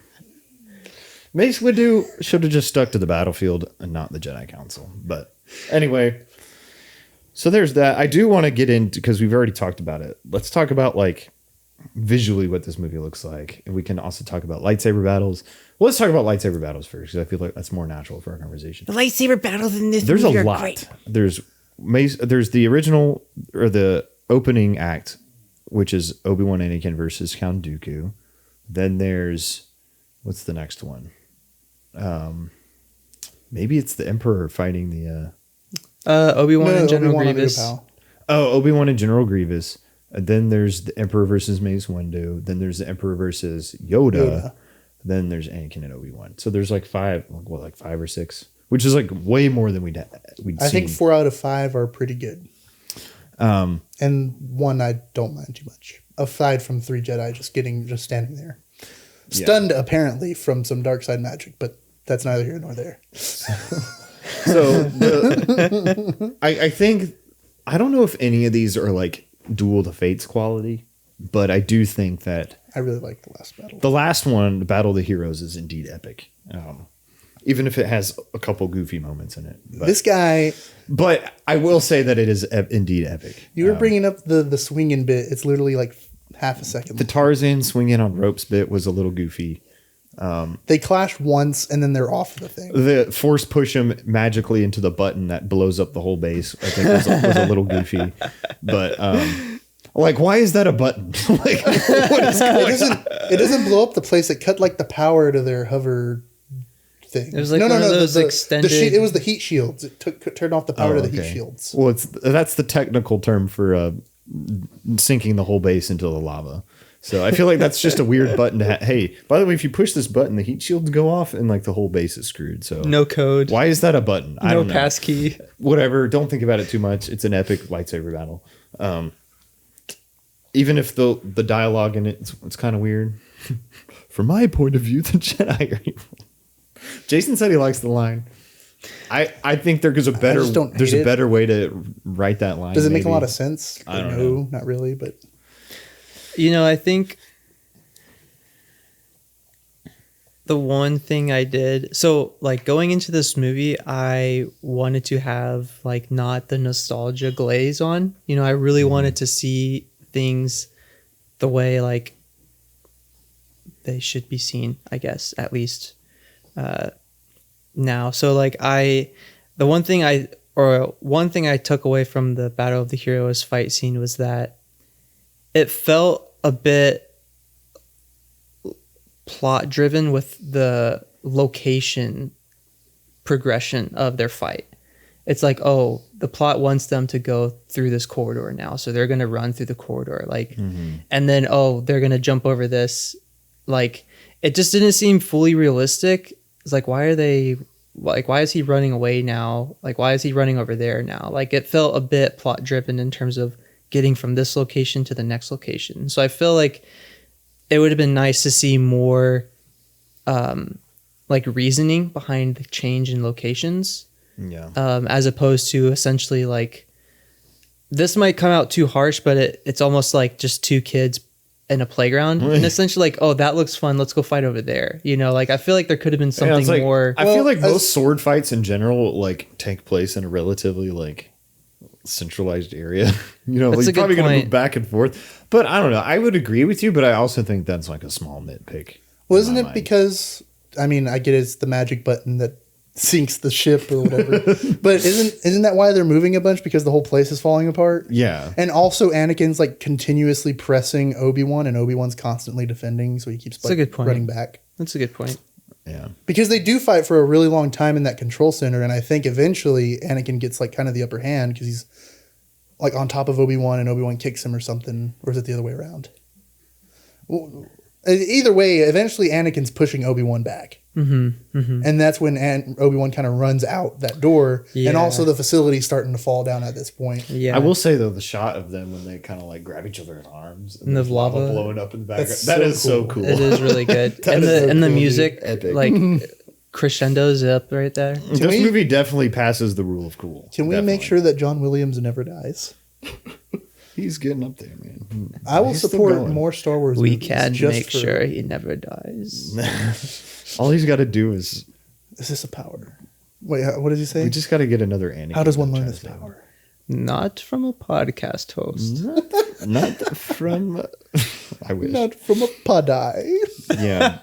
That's stupid. Yeah, John Williams is great in this. I like the Anakin versus Dooku moments. But I do think it's kind of silly that Obi-Wan just goes down so quick in that fight. I'm like, I know. I'm like, come on, man. Well, he throws him against the wall and then drops a thing on him. Yeah, but I'm like, how is his leg not broken, by the way, with that platform being like dragged across his body? He's built like He's built like that. Like, you're telling me that this is the guy that gets completely manhandled by Dooku is the one that ends up killing or almost killing Anakin at the end. I'm like, that just feels a little weird, but whatever. Dooku's a powerful Sith. It's a nitpick, and like I mentioned earlier, Sith. I liked the lightsaber battle between Dooku and Anakin. I like how it showed how powerful Anakin had become. Yeah. I also think we're meant to believe that Anakin is stronger than Obi-Wan, and the reason he loses is because of hubris and clouded mind. Yeah. And I like That's a the good idea of point. killing a sub-villain from a previous movie in the first act of the next movie. I don't know. I just think it works. Yeah. It does work. It shows progression of characters between movies. And Introduce next toy, General Grievous. exactly. And I had a Lego figure. undoubtedly the fight between Obi-Wan and Grievous is awesome. It's so cool. There's a picture that I just saw of, there's a shot of Grievous when he first starts spinning his lightsaber, and the way the lighting's on Grievous, it looks spectacular. It looks amazing. Yeah. You can criticize the whole, like, it feels like a side quest in general, the whole thing. But regardless of that, it's still a cool scene. And yeah, Obi-Wan kills him by shooting a blaster of all things. Right. It's hot. And it raises so many questions about what the heck General Grievous is anyway. He's a cyborg. Yeah, a cyborg, but like, how did this happen? Who is General Grievous? He just showed up. He's pretty cool. He has a cool voice. Some of these questions could be answered in the original 2003 Clone Wars. It's not canon anymore. What? Yeah, it got replaced by Oh, is that like the almost the anime 2008? kind of The version? 2D animated, not the Yeah. 3D. I'm pretty sure none I think of I that is- watched that when I was a kid. There was like a lot of action, and I saw Mace Windu kill like 100 droids at one time. It was so It was cool. cool. It is was headed up by the same guy who did Samurai Jack, cool. Gennady Tarkovsky. Gendy Tartakovsky. Yeah, something like that. Yeah. Anyway. But no, I don't think it's canon anymore. What? The second Clone Because Wars. Kit Fisto in 2003 Clone Wars is pretty baller. There's like a whole underwater battle, and he's like, "Follow me, clones. I'm going to show you how it's done." They do an underwater battle in the Oh, 3D that's Clone true. Wars. Yeah. Kit Fisto's also really cool. I feel in like that, we too. talked about that. So, anyway, what's the next one? It might as well be canon, though. Might I as don't well think be it's technically canon. canon. It's fun, so therefore it's cool. Therefore, it's correct. It's cool, therefore it's great. That's old Jason's philosophy on films in general, That should be the philosophy on life. which I appreciate that philosophy. You know what you're looking for. So then it's the fight against, it's the one that we already talked about a little bit, Windu versus the Emperor. I think it's all right. I don't hate it. That's the one everybody says. I don't really like that fight as much, you know, because you can tell there's not as much. It's not as flashy, which I guess not every lightsaber battle needs to be super flashy.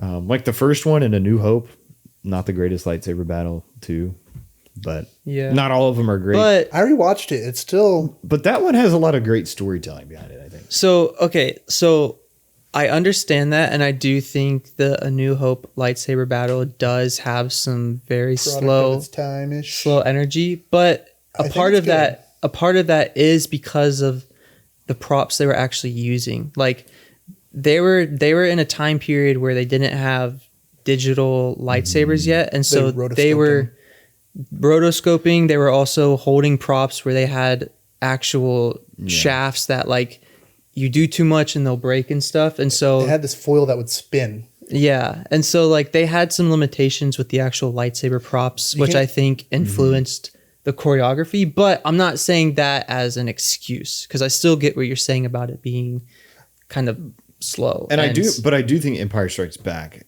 that lightsaber fight is really it's good. probably my favorite So one. of they the actually Yeah. changed the technology by the time that movie came around. But in the first one, they're not actually supposed to hit them, but you can see them hit them, and there's powder that comes off of the props they were using because whatever they coated it with had this powder. And like you said, they couldn't really hit them because they'd break. But you do see that in the film where they do actually connect, and you see the powder flying off of it. It kind of looks like smoke, yeah. but it's a powder flying off the things. But by Empire Strikes Back, they have they are able to digitally. Well, what they do is they have an animator, frame by frame, color in the lightsaber blades. is it that, or is it like they cut out the film and have have it's basically like a cutout for each frame of where the saber is, and then they fill it in with another plate behind or something. From what like I that. understand is the color itself comes from somebody hand animating or drawing something there. Okay. And the glow comes from something they were physically putting onto the film. They put like a Okay. gel or Yeah. something on the film so Okay. that way when it showed up on screen, it looks like it glows. Okay. Yeah. By the way, if you watch Star Wars right now, they digitally redid it so you don't even see what it looked like when it was in theaters. So, Anyway, and the only way to get it is through a 2004 disc release where they have as bonus content the unaltered versions. bruh.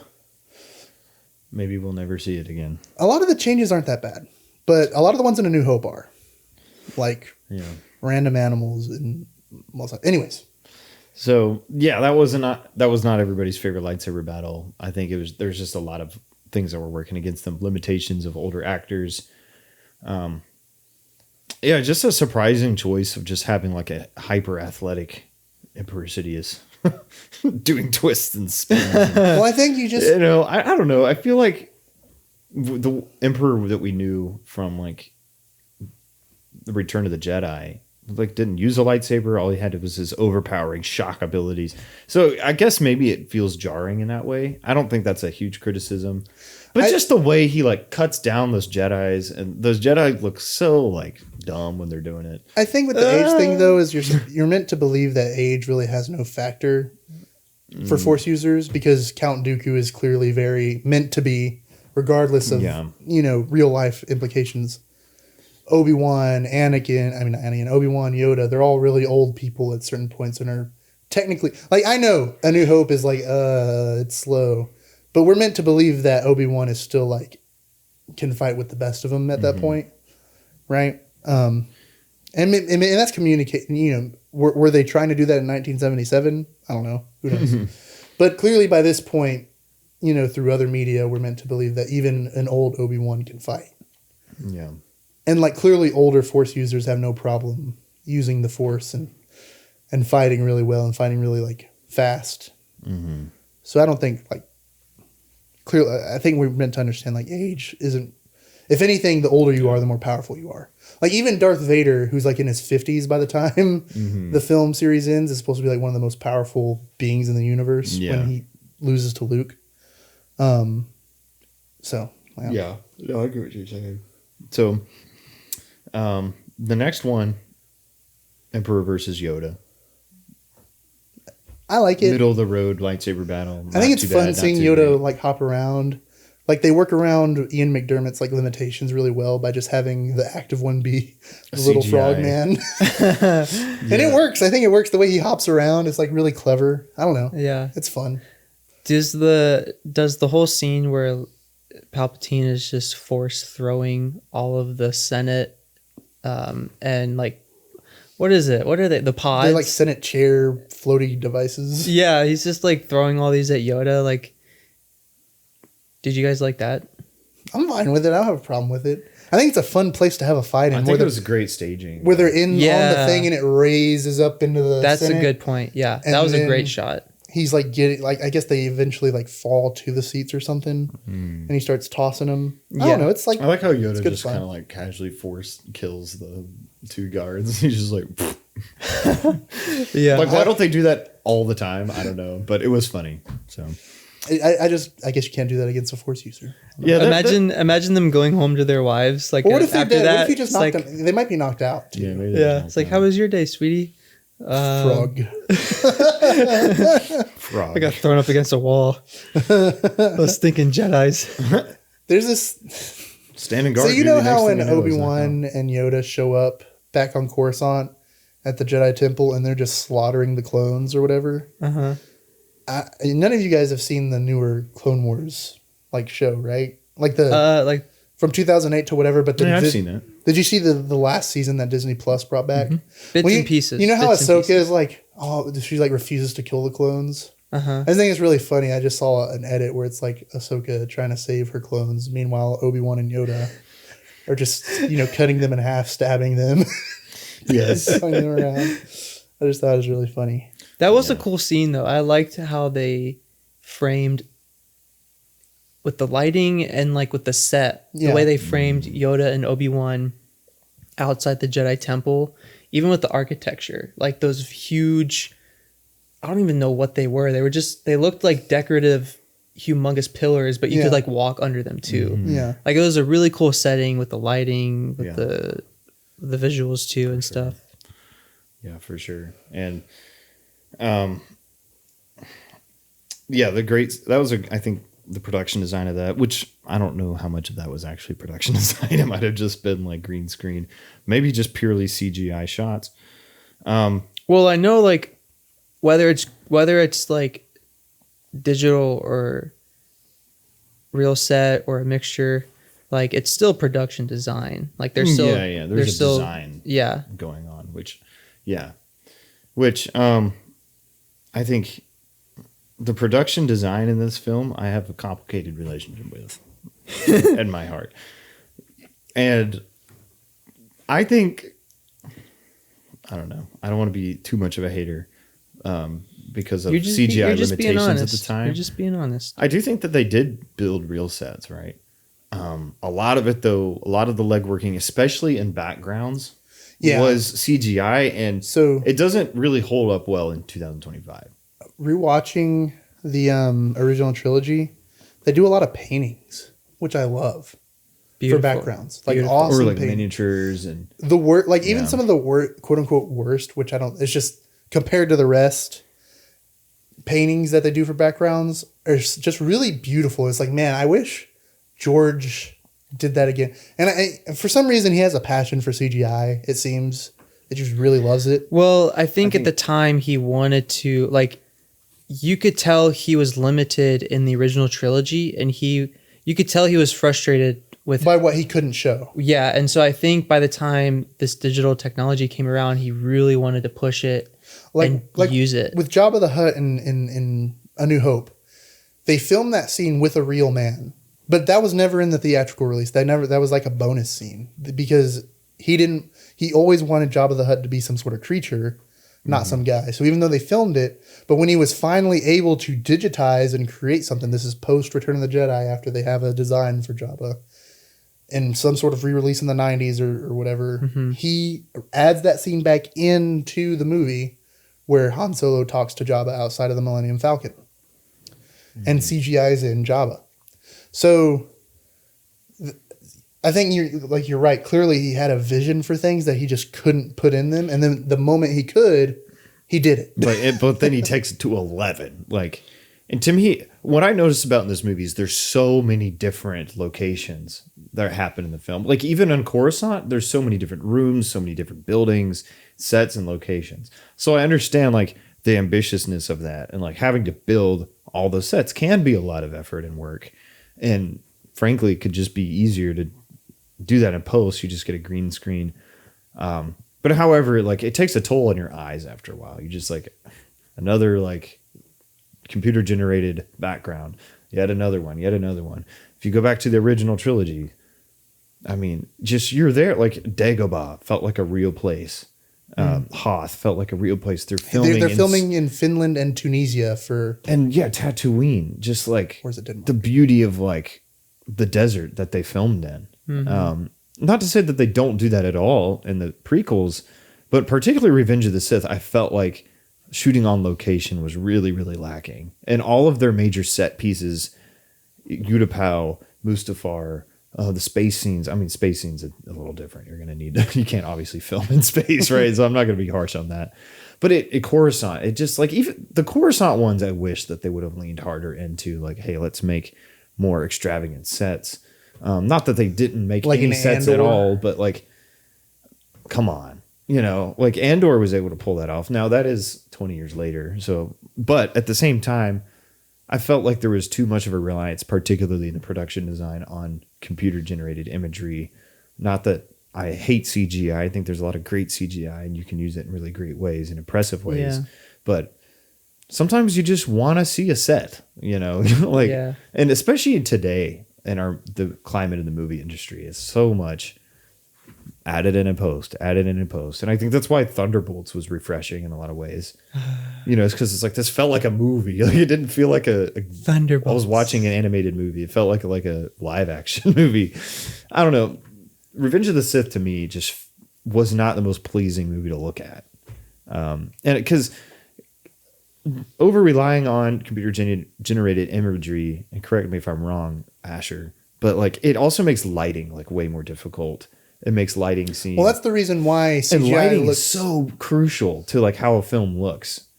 And lighting is huge. And sorry to interrupt you, Jason, but there are a few times where they think the lighting is good, like the Yoda scene, even though that's a lot of CGI. Like I think they were able to use like actual lighting. The scene against Count Dooku, they were able to like filter in some like real lighting. I thought, I was like, okay, well at least they're like trying to like make this look really good despite the CGI backgrounds. And but that wasn't consistent like scene to scene. And even the lighting when Anakin goes to council with Yoda in that like darker that's the room. Oh, that's what you're talking about? The Yoda scene, yeah. I love the way the light comes through the blinds or the shutters and the slats. It's really cool. Like the light was perfectly placed on Anakin's eyes, you know? Oh, yeah. And it was really well placed on Yoda, too. I was just hoping for, like, consistency in that scene to scene, you know? What were you saying, Jason? Well, I was just going to say that's why anytime CGI looks off or wrong or not real is usually because of shading and lighting. It's because it's just not consistent with the next generated object also in view. So everything looks like it's like Photoshop or something. Again, though, it's not all bad. Like I mentioned earlier, the General Grievous, that one shot of him, like with bringing out his lightsabers for the first time, like that was a great shot. Look at the sparks flying up, and it looked incredible. So it's not completely devoid of value. I think there is a lot of great space visual imagery. At least the weird bubbles. I like the imagination of it. It still kind of does look like, okay, this is just completely CGI set right here. But I think it looks good. You know, like it's not ugly to me. And they did floating bubbles. And they did well extending, like, so the other thing too is they did well pairing the light that was emulated from that bubble performance and putting that on Anakin and Palpatine's face. Like you felt like they were still in the same environment. Yeah. Because that was the main light source. So they did have this similar whitish, pinkish, bluish luminance on the front of their faces as well. Yeah. So I appreciate that about it. That scene is funny, by the way. I like how like 5 times Palpatine makes like a dramatic turn before he says something. He's like, not from a Jedi. He says like 3 other things. I can't remember what they were. Have you heard of the tragedy? I don't think he's looking at Anakin when he says that, though. He's like watching. He's like, have you heard of the tragedy of Darth Plagueis? Ironic. I don't know. It's just like the dramatic, like, he does it like 3 times. But anyway, they show like the B cam of Anakin, like side why do you keep looking at me weird? I thought it was funny when Anakin showed up in that scene and Palpatine to his little posse was like, "Leave us." Leave us. Just like 2 words, they're gone. Who is he ever even hanging out with? These are just like these like random people. I think one of them is like his assistant that we see a bunch, but he's just there. He's just like, well. Here's another thing. This movie actually did receive an Academy Award nomination. Ooh, okay, hold on. Oh. Don't say it yet. You guys want to guess what it was? Costumes. We got a guess for costumes. Oh, can I guess again? Well, I want to hear what Asher says first. I'm going to say... I'm trying to think. I'm trying to think why this was brought to your memory. What were we talking about that brought this to your memory? I think he was reading his... Talking about his assistants saying, leave us. Or him saying, leave us. His assistants walking in. What did you say, Jason? I said he could have been reading his notes. No. As your guess. No, I wasn't. I said costumes. Okay. But that's a pretty valid. Just think about typical Star Wars things. Like, what do you think this would get nominated That's for? Pretty valid. I'm gonna go with costumes and makeup. Can I change it to music? Original score. So costumes and makeup is 2 different. Okay, so you have costume design, and then you have makeup and hairstyling is one. Makeup / hairstyling is one. Okay, music, so you're gonna go original score. Mm-hmm. Okay. Makeup and hairstyling. Asher wins. No way. This is serious? like the one random John Williams movie that didn't get nominated for best score. It's so weird. I feel like he has more memorable music than Attack of the Clones. Oh yeah, for sure. But makeup and hairstyling. The reason why I brought that up is because his assistants had like There's just like random like characters that are on the screen for like 2 seconds that have like these full like flat out full effort makeup, costume, like on all of that. So I appreciate that. Like Star Wars has always done that really well. Even in the crappy movies that we've seen, there always like are these cool little creature makeup faces that they do. Yeah. I like the guy who's on Utapau with the weird teeth. Oh yeah. I don't think he has a name, to be honest. I liked his character though, because I liked the scene when he greeted Obi-Wan and in a whisper told Obi-Wan that they're surrounded, like they're infested with the Senate. Not the Senate, right? No. It is the Separatist Senate. The Separatists. Yeah, I know. Yeah, like for some reason I really liked that scene because I was like, this guy looks like he's bad, but yet he's just in a bad spot. He's in a bad spot and he's doing something good. So for some reason I liked it. Yeah. But he did need a dental job. Yeah, little toothpaste wouldn't hurt. What are some other cool makeup? I mean, of course, those separatist. What is Newt Gunray and all of them? There's Newt Gunray in the ventilation shaft, like those guys. The Nemoidians. The Nemoidians. Is that what they're called? Is that what they're called? Yeah, that's their. Newt Gunray is a Nemoidian. Talk about a. I think they were in all 3 movies. That sounds like Nemoidian. Sounds like a Star Trek thing. No, Nemoidian's a Star Wars thing, but I don't remember if it's Newt Gunray or if it's Greedo. Greedo might be a Nemoidian. Let us know. Viceroy. But that's not the race. That's like the role. That's his role. Yeah. He's Viceroy Newt Gunray. Yeah. Those guys all have makeup faces. There's Poggle the Lesser. Kit Fisto. There's Wat Tambor.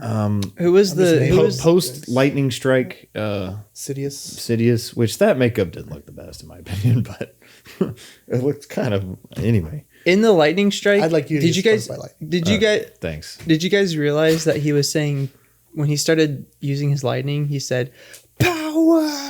Yeah.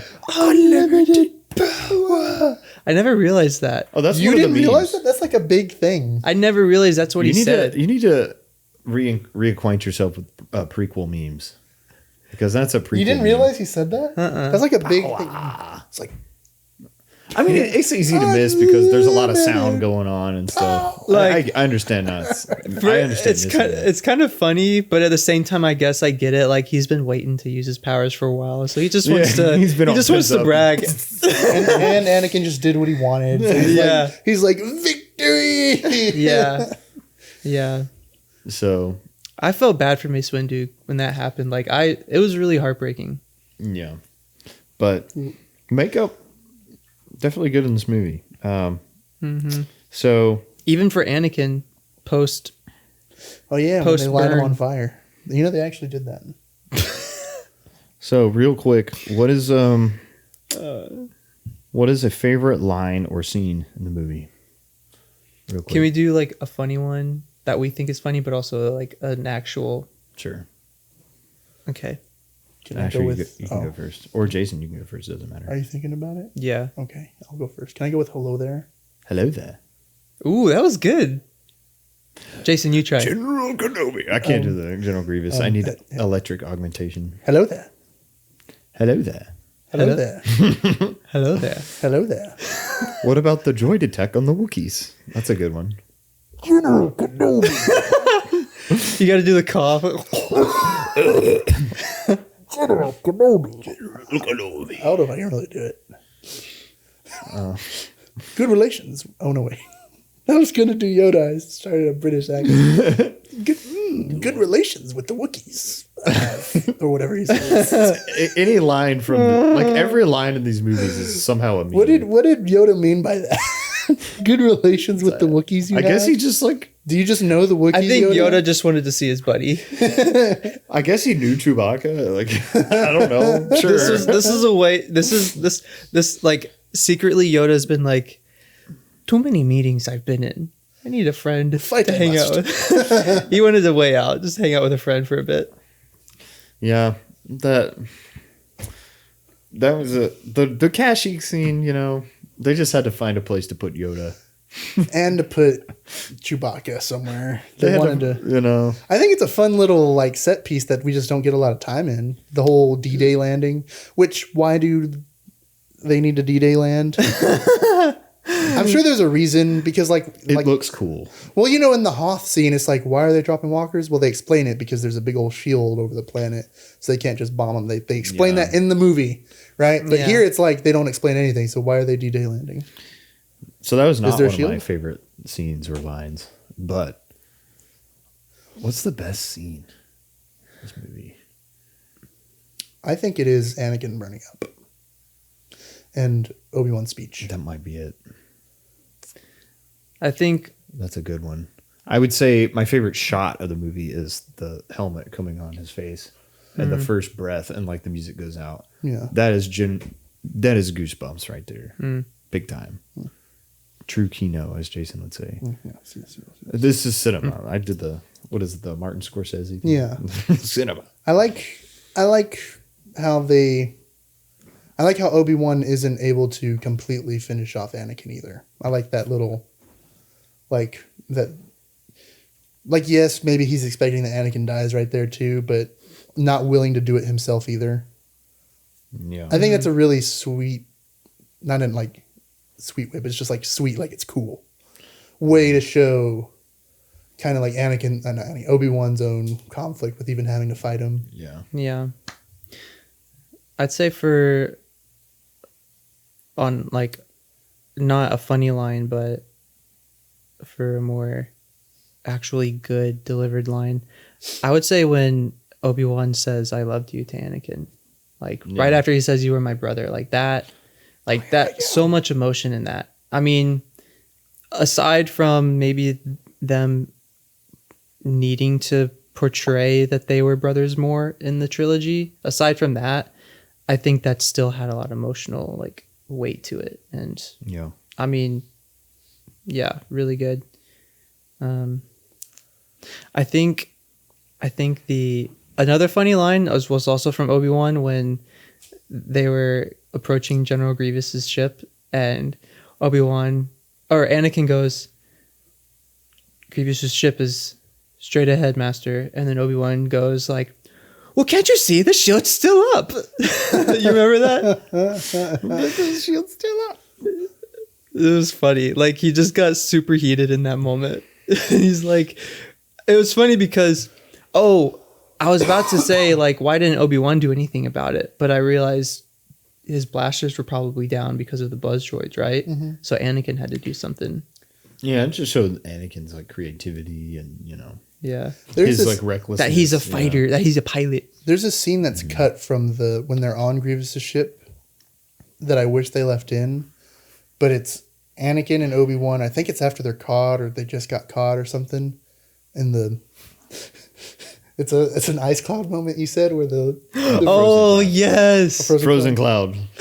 Where they're like shield thingies. Ray shields. Ray shields. Because General Grievous told the droid to deploy ray shield. And then the next scene, they're like, ray shields. I forgot. Yes, that's correct. I don't know if it's cut from somewhere else that we didn't really get to see, but there's a scene where they're talking to each other through signs. Yes, I know this scene. Yeah, where they're like this, and then he's like, "That's too dangerous," and then they're like this or something. Just like really subtle things, I guess that it's just a thing that shows that they've worked together. Yeah, and have these preset plans based off of little things that I wish that. It is so small, right? It doesn't do a whole lot, but it does enough. Just like at least we know they work together. You know? Yeah. But it's cut.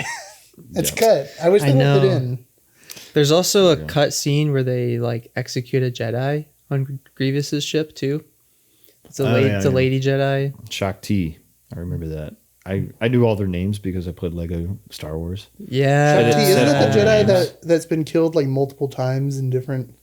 But then you never actually see her real death in canon. Maybe you do in the animated series. I don't know. But I think she dies. She gets killed by Grievous when he's kidnapping the Chancellor in the 2003 thing. You see her die. Maybe. Oh yeah. But that's before they fly off. Oh my goodness. Dude, I'm just connecting this right now. That takes place before episode 3. Like I know it does, Correct. but It's literally like before Anakin and Obi-Wan and the whole 501st show up. dude, that's so them cool. kidnapping the Chancellor. Because I knew it took place between episode 2 and 3, but that actual moment is like what led to them getting Chancellor Palpatine back. That's cool. Well, if you see as they're flying off, Mace Windu crushes Grievous's chest, which explains "quote unquote" the cough that he has.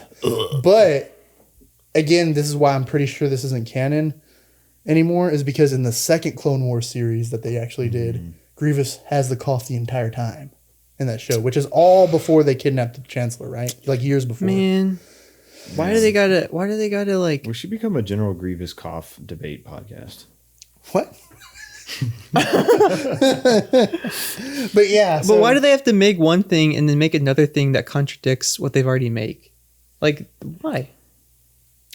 I think they really wanted to show the Clone Wars in its entirety, and they just But why didn't change watch. But why whatever change a Kennedy subtle made. detail like that? You know. I don't know. And I think it would have done better for Grievous's character, because Grievous isn't as cool in the Clone Wars 2008. I mean, he's fine. I like him, but in that show, he's like really cowardly. Always runs away. In the animated or the 3D animated? Mm-hmm. And I guess that, you know, it lends to that point. It's like, you're not going to get away this time, which they say to him twice. Yeah. Or on the ship once, and he does get away or whatever. But I don't know. It is what it is. I like, all in all, I like the 3D Clone Wars. I think it does a lot of good stuff.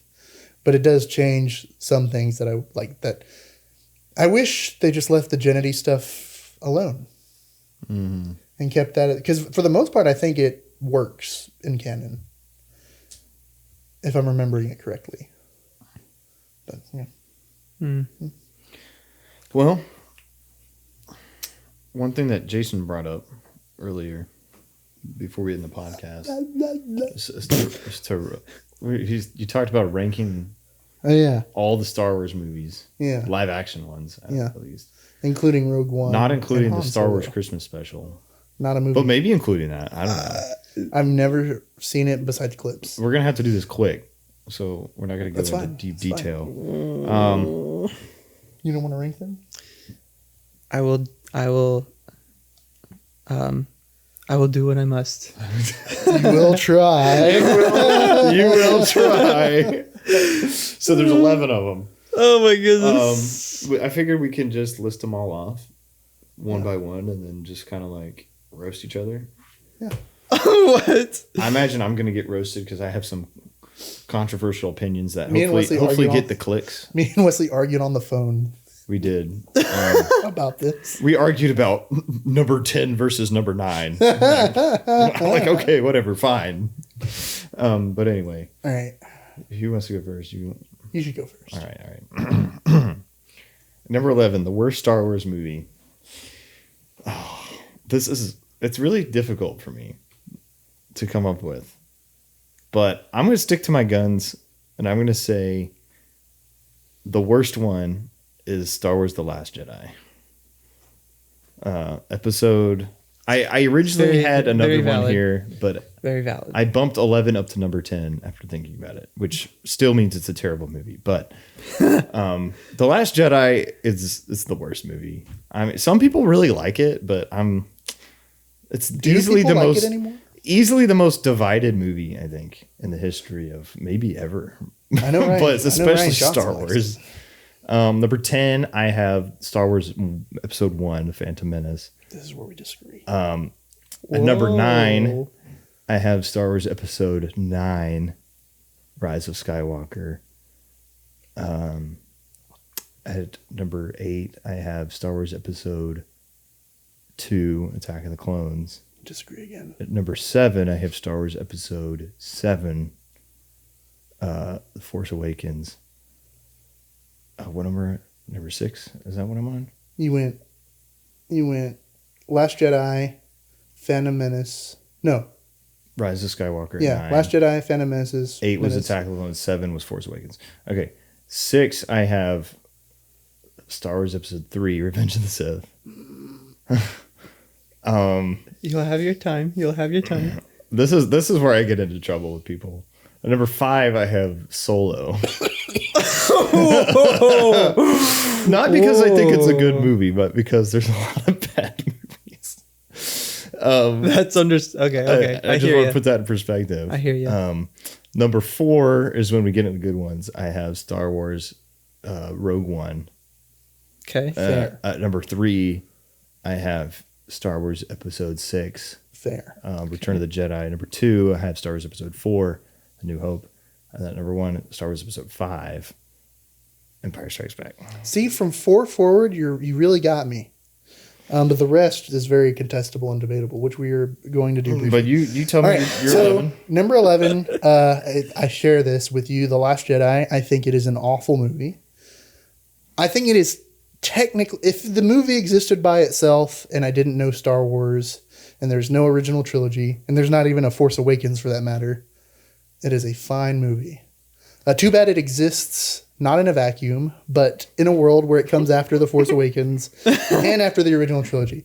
You actively, I feel like Rian Johnson actively hated Luke Skywalker or did not watch the original trilogy. Yeah.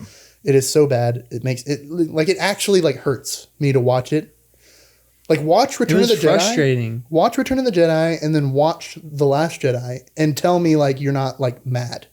It's not Luke Skywalker. It's like, it's not a good movie, but it's like what sets it apart is like, because there's a lot of not good movies in Star Wars, but what sets this one apart is like, it's like, I feel like I'm being attacked as a fan. It insults you. Yeah. Like, as a Yeah. fan. I feel like it's like, I feel like you hate me. Like the filmmakers hate the audience. Which is a shame because Rian Johnson's great. Like he directed some of the best Breaking Bad episodes. And also Knives Out was good. But anyway. Yeah. So then the next we is got to get through these. Number 10. The Rise of Skywalker, number 10, The Rise of Skywalker. Another movie I absolutely loathe. And in fact, I think I like it less than The Last Jedi, but I don't feel like this movie hates me as much. It is still really dumb. It's really like, I hate to call things that people work really hard on. Like obviously there's a ton of people that did a ton of work for stuff, but I'm sorry it went to something that's terrible. So you got paid for it. You got paid for it. Then number 9, would that be 9? 9. The Force Awakens. Now, I do not think The Force Awakens is like that bad. The sequel's bringing up the bottom. Here, list them all off first, and then we'll go in. Okay, so The Force Awakens, and then number 8. I'm going to have to go with Attack of the Clones. Okay. Number 7. Then number 7, I'm going to have to go with. I'm going to say Solo. I really don't like that movie. We only have it 2 spaces different, by the way. I want you to remember that. 7. And then number 6, I'm going to put The Phantom Menace. I like it a lot more than I think other people do. At number 5, I'm going to have Rogue One. So from 5 up, these are all movies I think are good and both enjoy. So not only do I just like really like them, I also think they're good movies. Number 5, Rogue One. Number 4, Revenge of the Sith. Number 3, A New Hope.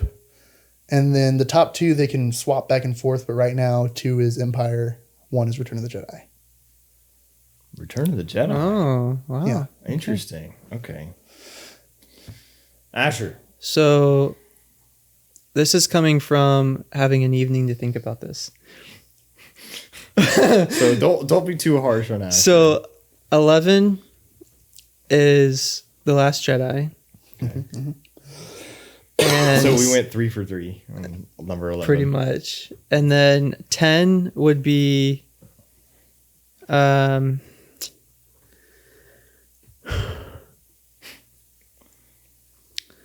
okay, 10 would be The Rise of Skywalker. 2 for 3 on that one. 9 would be Solo. Okay, it's really low on Solo. It's so low down your list. That was good. I'm gonna like keep myself from talking about how I don't like Solo right now. But there's a few reasons why it's not in the last spot. Okay. So okay, where did I leave off? 9. So 8 is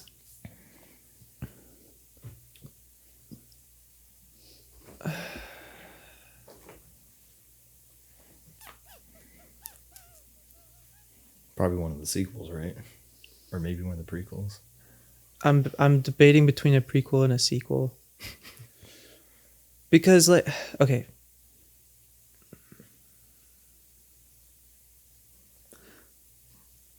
I'll just do The Force Awakens. Oh wow. Good Above, man. Good man. below the Rise of Skywalker. Yeah. Out of the sequels, I think The Force Awakens is my favorite. Or wait, where'd you put Rise of Skywalker? 10. Oh, 10. Mm-hmm. Okay. Where am I at? 7 now? Mm-hmm. 7.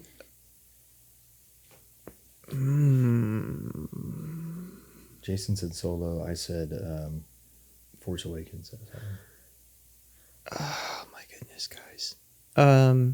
What do I have left? I have the You have every prequel.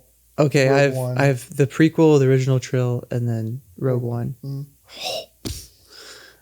Okay, so I guess 7 would be.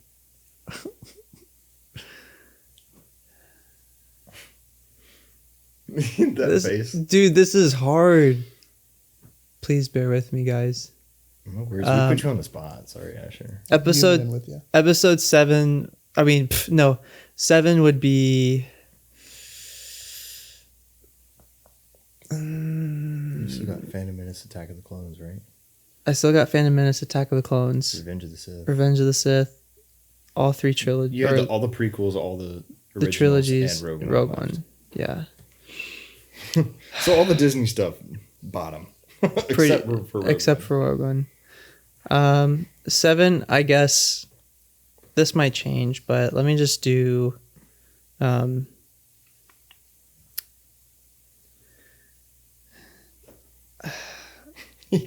do the let me do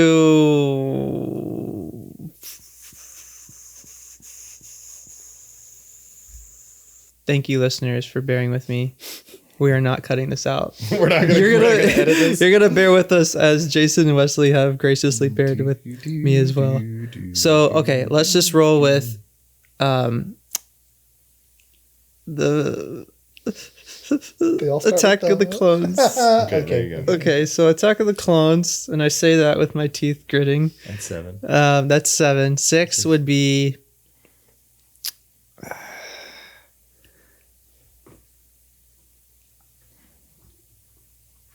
Six probably would be.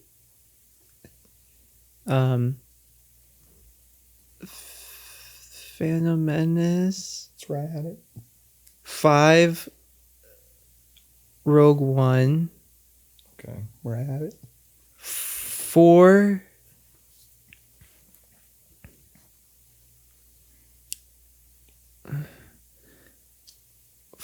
Revenge of the Sith. Mm-hmm. 3. Return of the Jedi. 2. A New Hope. And 1. Empire Strikes Back. It got easier. Same top Dude, it got easier as I got closer to 1. It's like, we know what the top three are. Clearly. That middle ground is tough. Oh my gosh. Well, honestly, our lists were pretty similar. I'd say the big difference was I had Phantom Menace like really low, and you 'Cause you're a guys hater. had it like in the middle. Yeah. I'm a hater. You best believe I'm a hater of Phantom Menace. What a terrible movie. Maybe we Yes, need to I talk know it about- has a cool lightsaber battle in it. All right, that doesn't mean I it's like a good movie. pod racing. Okay, yeah, but like the whole movie, like if you don't ever watch it, like you're really not even missing much.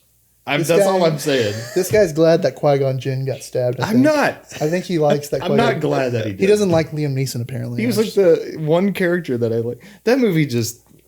I don't want to think about it right now. I don't have. We need to energy. Would talk about the Anakin other prequels. would Anakin have become Darth Vader if Qui-Gon would have been his No. master? No, I don't think so.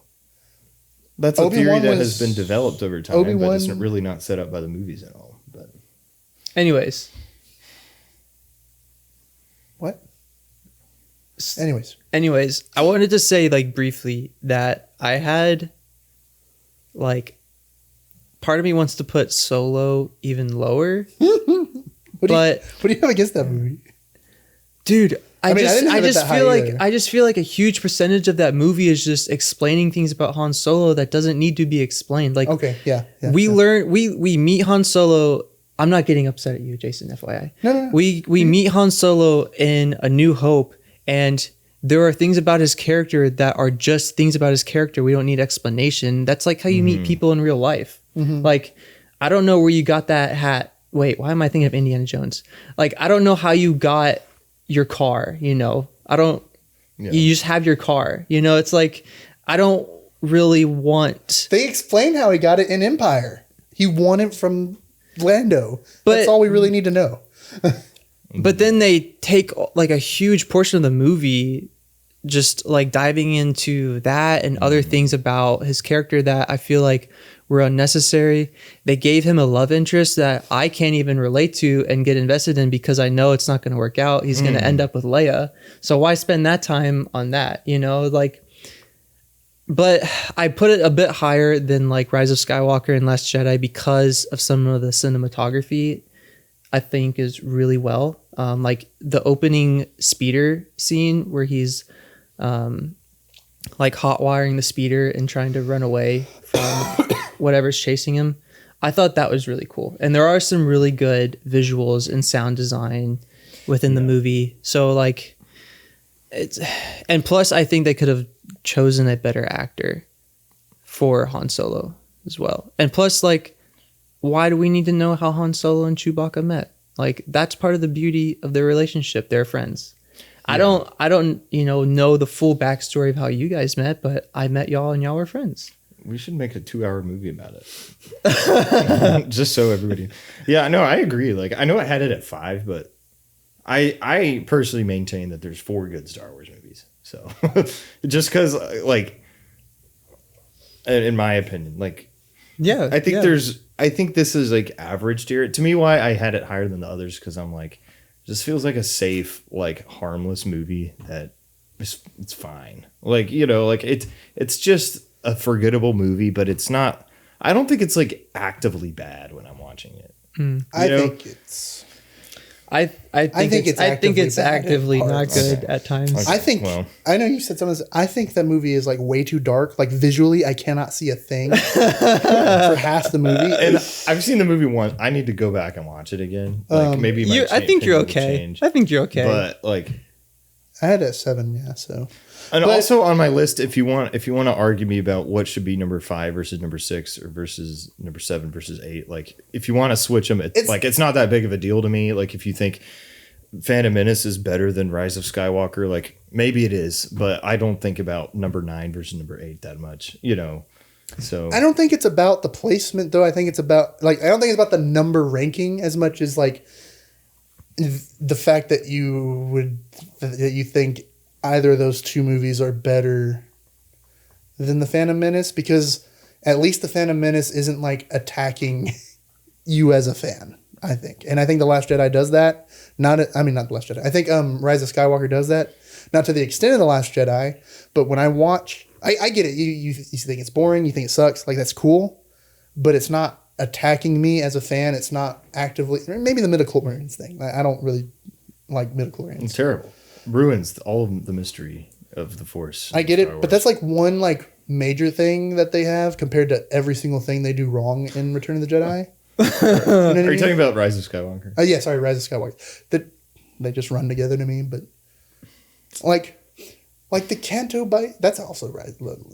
I agree with everything you're saying about Rise of Skywalker. I think it's a terrible movie. So I just think I don't see how you could then turn around and say like I like it slightly better than The Phantom Menace. It's more like I dislike it slightly less. Why? More of an accurate representation. Why? Because The Phantom Menace isn't ruining things really outside of the midichlorian stuff. I think a lot of it goes into like rewatching Phantom Menace. Like, can you watch parts of The Phantom Menace and have fun?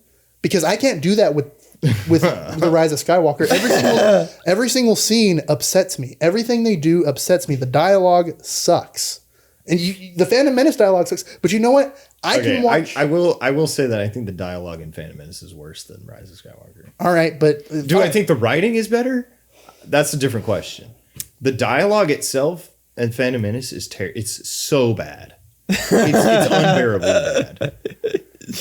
But I don't know. But this might have to be maybe like I said, we talked about this. If every conversation scene to scene in that movie is just like painful to listen to. It is like that in The Last Jedi. Like it is like that in The Last Jedi. I even bumped Phantom Menace up. The Rise of Skywalker.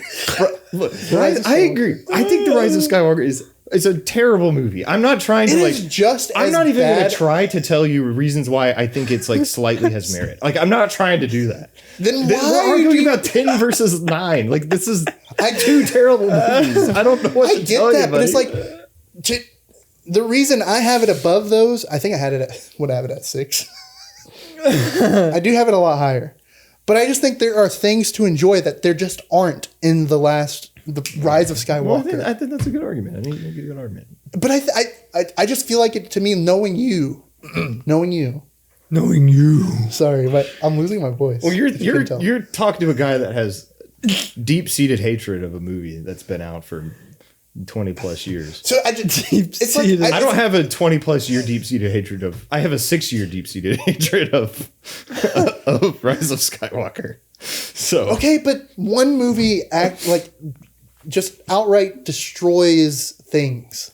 The other one doesn't. okay, So I feel like by I'm that not even logic, gonna you would put. I'm not trying to say good above. things. You're not going to get me to try to say good things about Rise of Skywalker because I won't be able This to. might have to be continued. Exactly. That is my point. But you know what the Phantom Menace has? It has like I think in my mind one good scene that is constantly interrupted by 2 other terrible scenes. But there's also I don't know why you don't like pod racing. What's not to like about pod racing? It's a waste of time in the movie. I didn't know we were here to not have fun. It's a waste of time I'm in here the to movie. have fun. Like it's completely ridiculous. The whole movie is a waste of time. Is it a waste of time? I mean, it's just is it corny? But we're also showing like why. Oh, it's not just Anakin- corny. It's bad. Like the writing isn't just corny. It's bad. The point of it is to show that Anakin. I don't mind corny writing. But the point it is not pointless because the point of it is to show that Anakin from a young age can pilot. That is the point of that. Well, it looks like we might have to like continue this in the Phantom Menace episode. I don't want to talk about that movie. We could talk about we could package it with Attack of the Clones if you really want. Maybe. I just We need to talk about the rest of the saga at some point. Well, Maybe not the sequel. well, okay. So to round this out, I want to tie back to episode 3, and I want to ask y'all one question. okay. So I love it. if we had a different director take on episode 3, who would it be? Who would you guys want to see take on episode 3? Oh man. Is Or- it? It also you would can- need a different writer too. Yeah. So like, if you want to say a preferred writer and director, you can, or if you want to go with one or the other, it's okay. Denis Villeneuve. Really? I'd love to see a Villeneuve Star Wars. That'll never ever happen, but That would be cool Yeah. though. I mean, he has experience with protagonists who are kind of ambiguously moral, right? With Paul. I don't think that's a bad choice. he's the best. I mean, he's the greatest sci-fi director of our generation. You know, I don't know. I don't know who I would. I don't know if he was really big at that time. Like if we can anachronistically put him in there, I would. I just don't know. I just don't know if anyone else would have been able to capture what I like. Would we gain anything? Like, would we gain more than what we lose? But like, you still have George as the spearhead, but like, we need someone to work with these actors. I think- and we need someone. I think we to needed write this dialogue. We better. needed other writers. I don't know if we needed another director. I think they kind of go hand in hand. Maybe. I don't know. I could see the argument for both, but I think if I were to change, I think a better anything- director would have made the acting better, but also I think a better writer would have made it easier for George Lucas to direct the movie. I think if I'm going to choose, like I know this is not what you're saying, but if I had to choose, I would choose to replace a writer. Now, do I have writers in mind? No, but I'm sure we could figure someone out if you give me a Google Denis Villeneuve, man. a Google thing. He's already like made that. sci-fi masterpieces. I feel like it'd be fun to maybe see Steven Spielberg come in. And the reason I say this, Yeah. is friends. because they're friends, so they already know how to work together, George and Steven. And I feel like Steven would have a respect for George's vision. Oh yeah. And I think that Steven has a really good like directorial gift when it comes to one, among other things, working with actors, like, because you see him being able to connect with young actors, like in E.T. and Jurassic Park, but also being able to connect with people his age and people older. So I feel like, you know, we don't get anyone super young in episode 3, but I feel like having him to help these characters get brought out more and fully, I think would be really cool. In terms of writers, I'm not sure. They did that same concept with Indiana Jones. Wasn't that like George Lucas's story? But it was like a partnership. Yeah. Steven Spielberg directed it. I don't know who wrote it off the top of my head. Was it Macquarie or the guy that they always have to team up with? I can't remember his name, but I might have to do some research on board writers. with your campaign, and I wish we could go back in time. I don't disagree. Yeah. It'd be cool. Give me a time machine. I will fix Star you'd be hard Wars. pressed to say a movie directed by Steven Spielberg wouldn't be good. It's very rare when you see. Also, George Lucas has writing credits on Indiana Jones. By the way, part of why George even sells the company is because of all the backlash from the prequels. So I wonder if, even if you what if he George also said that, like, if we're talking about why he sold Lucasfilm, another reason he sold it, this came from his mouth, was he said that he wasn't sure if he was going to be around to finish what he wanted to do, like in terms of how long it would take for him to make the next 3 movies. Yeah. Well, it turns out he's still alive, and 7, 8, 9 are out there, and who knows? If boy, do we wish George would have. Well, who knows if they would have come out under him yeah. in the same rate that these. That's a good point. Steven Spielberg has never been a part of Star Wars ever, though, so I can understand. But this is always George. This is like George Lucas's baby, you yeah. know? So I get it, like him wanting to direct and write this stuff. I think I'm just sad, man. We spend so much. Like I know I just spent a bunch of time hating on the sequels, but I think the difference between the sequels and the prequels is that the person behind the prequels loved what he was making. Mm-hmm. And you're not. I guarantee you that the people in charge of the sequels did not love the property. I'm sure they enjoyed it, but I don't think they loved it. I'm sure there are people who worked on it that loved it. Don't get me wrong, animators, actors. The sequels had, but the people in charge, I don't think, had a love for it, and we killed that as fans. There was we kill people who do things out of love because we don't like it. Huh? Like George Lucas, at the time when the prequels are coming out, everyone hated George Lucas. He was the enemy. Well, I was just a kid. I was living it up. Yeah. Well, kids loved it, but kids weren't out there writing the reviews. Because kids don't that. typically think about movies like in a super critical lens. They're just like cool lightsaber battles. But if someone sells a company, that's still their own free will decision.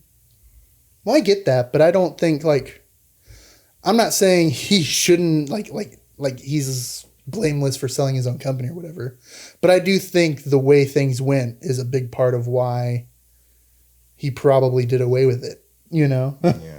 And I think what hurts about the prequels though, and yes, there was love behind it, but I feel like they took something so beloved and just completely screwed it up, and disappointed everybody. Yes, we can look back at now, but it's like the sequels, and especially Revenge of the Sith, and this is the final thing I guess I'll say on it, but it's like the biggest what could have been in the history of movies, I think. The biggest disappointment, this could have been one of the best movies of all time, and it just was a letdown because of the execution, because of the unwillingness to hire more competent screenwriters. You know, I don't know. I'm not let down by it because I actually, what would I put it at 4? I like Revenge of the Sith. I think it's a good movie. But think about how much better they could have been. It could have been. I think it could have been a lot better. I think it's I get the idea of wanting to settle for something and try to convince ourselves, it's 7 out of 10. I can enjoy parts of it and therefore it's good. But I'm I feel after what we got with the original trilogy, which are just some of the best movies ever made, and the same creative mind behind all of this just puts this out there, and it's just so disappointing. Yeah, I don't know. I guess that's why I'm like more forgiving of the sequels in a way, because something from my childhood that when I growing up, I was really liked it. And then once I like learned more about movies and like what I like about movies, it just like soured me in a lot of ways. And maybe that's why I have Phantom Menace so low. It's like with episode 9, I was just like, I wasn't expecting this to be good. I didn't have any expectations for it. It was bad. I'm like, I knew it was going to be bad because the movie before it put this movie in an impossible situation, you know. But with something like that initial rewatch after not having watched it 10 years or so, going back to these movies, I was just like, man, that's kind of actually disappointing, you know. But I think the beauty of Star Wars is like everybody has different experiences with it. But I think what most people will point back to is like what they originally had was really special. And I think there's like, despite me actively thinking most Star Wars content is bad, I still get so excited when new Star Wars stuff comes out. I genuinely want to know what comes next. And I think that's a testament to like the world they've created. And all of that. So anyway,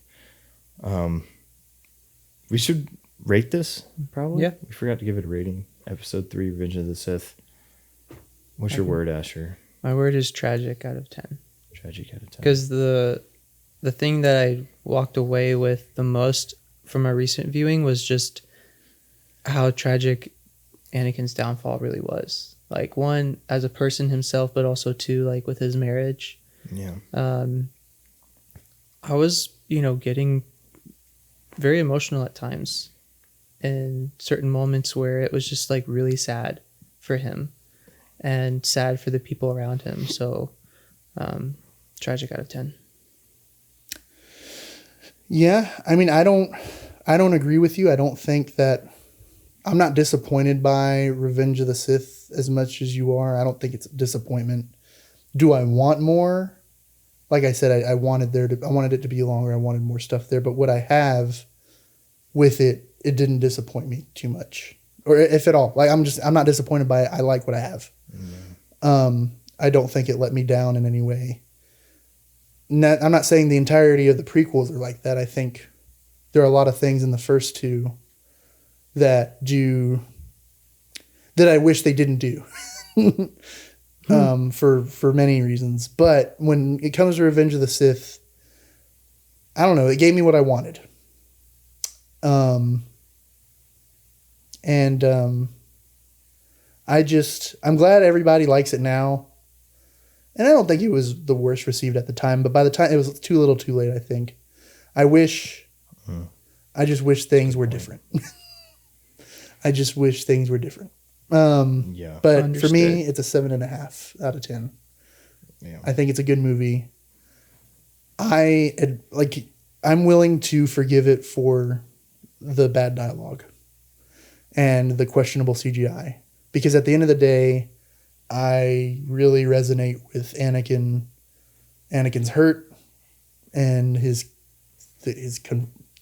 the conflict he feels and his sense of betrayal by the people he's supposed to have trust with. I buy it. I accept it the way it's presented. Yeah. I think for me, my philosophy is just a little different. Feeling there is like a great bit of disappointment because of that what could have been factor. Genuinely the story underneath it, I think there's a way they could have presented this to be like one of the absolute best movies ever. But it didn't end up like that. But like maybe in a vacuum, thinking about it too, like I just don't know really if that improves my opinion of it anyway. Like trying to think of it objectively either. Just because like the bad dialogue for me, it's like it's hard to forgive that because I think that really lets the story down in critical areas. I think it holds it back. So, I mean, I've kind of settled in around like a 5 out of 10 at most for the Revenge of the Sith. I know that's a minority opinion, though. I get that. I know a lot of people really like this movie. A lot of people say it's the best Star Wars movie, and I don't want to take that away from anybody, but yeah, 5 out of 10 is just kind of where I'm at with Revenge of the Sith.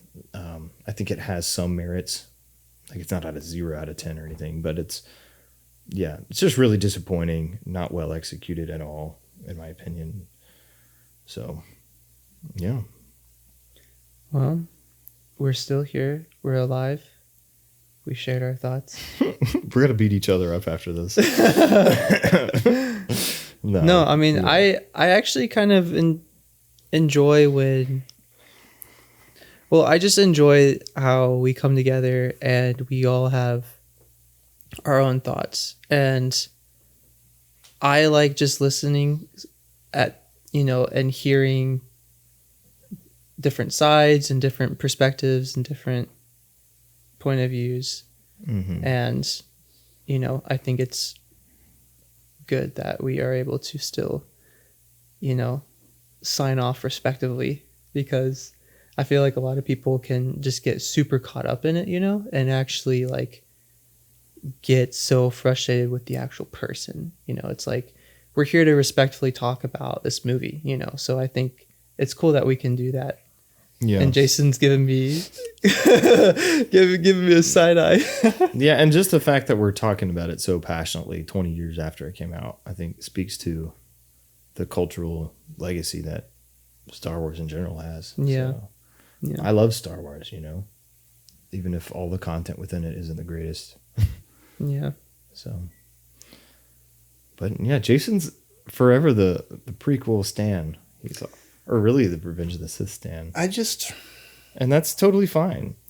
And I think you laid out your points and your arguments really effectively today. Yeah. Definitely challenging me. My opinions I assume challenging you.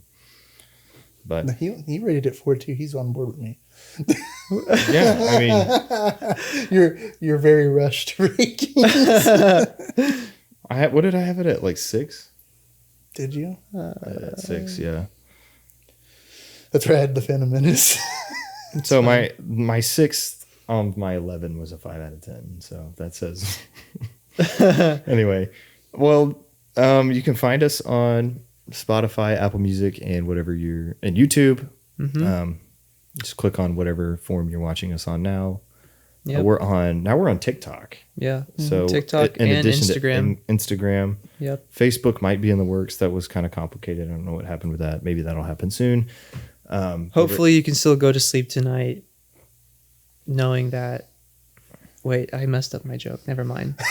Move on. Move on. We're going to clip that. We also have an email if you want to email us. Email us. Comment, let us know your top 11 Star Wars movies. Wow, that sounds so random. But yeah, that'd be cool. Yeah, let us know what y'all's rankings are. Roast me. I feel like I'm going to get roasted. I got roasted real bad on the news episode. It was one of our Superman best take. It was one of our best clips ever, though. So what you're saying is we for good viewership on Reels, we need Wesley to continue to give his thoughts. I say we post his top 11. Just as a short. Anyways, we should do it like all of our top 11s in one short so that they can hear all of ours. Can we go through it fast? The title is like cuts. Okay. The title is like this guy said Rise of the Skywalker is a good movie. Even though I clearly did not say that. No, I mean honestly, to go back to Superman, your thought about Superman possibly making $1 billion this summer. I'm not going to put it past it. I think it has a possibility. There may not be a rubber duck in your future. A rubber duck, I'd get a duck if it makes $1 billion.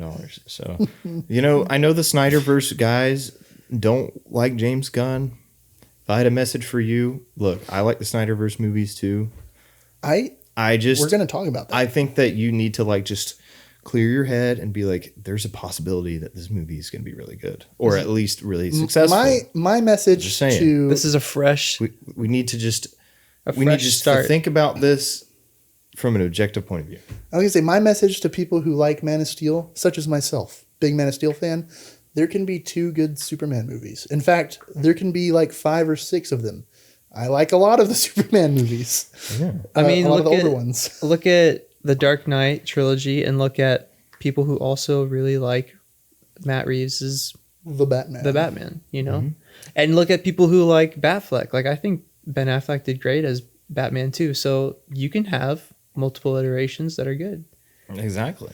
Looks like Jason might have a differing. No, I actually like Ben Affleck, Oh, okay. but I know Wesley I do. has I an like the opinion. casting of the DCEU, and I like the director's cut releases of the movies. Do I love them? Not We should necessarily. save this for our Man of Steel talk. Anyway. Yeah, I guess we should save it. We're rambling. This has been the On the Slate Movie Podcast. We are your hosts, Wesley, Jason. And Asher. Thanks for tuning in, and we'll see you in the next one. God bless.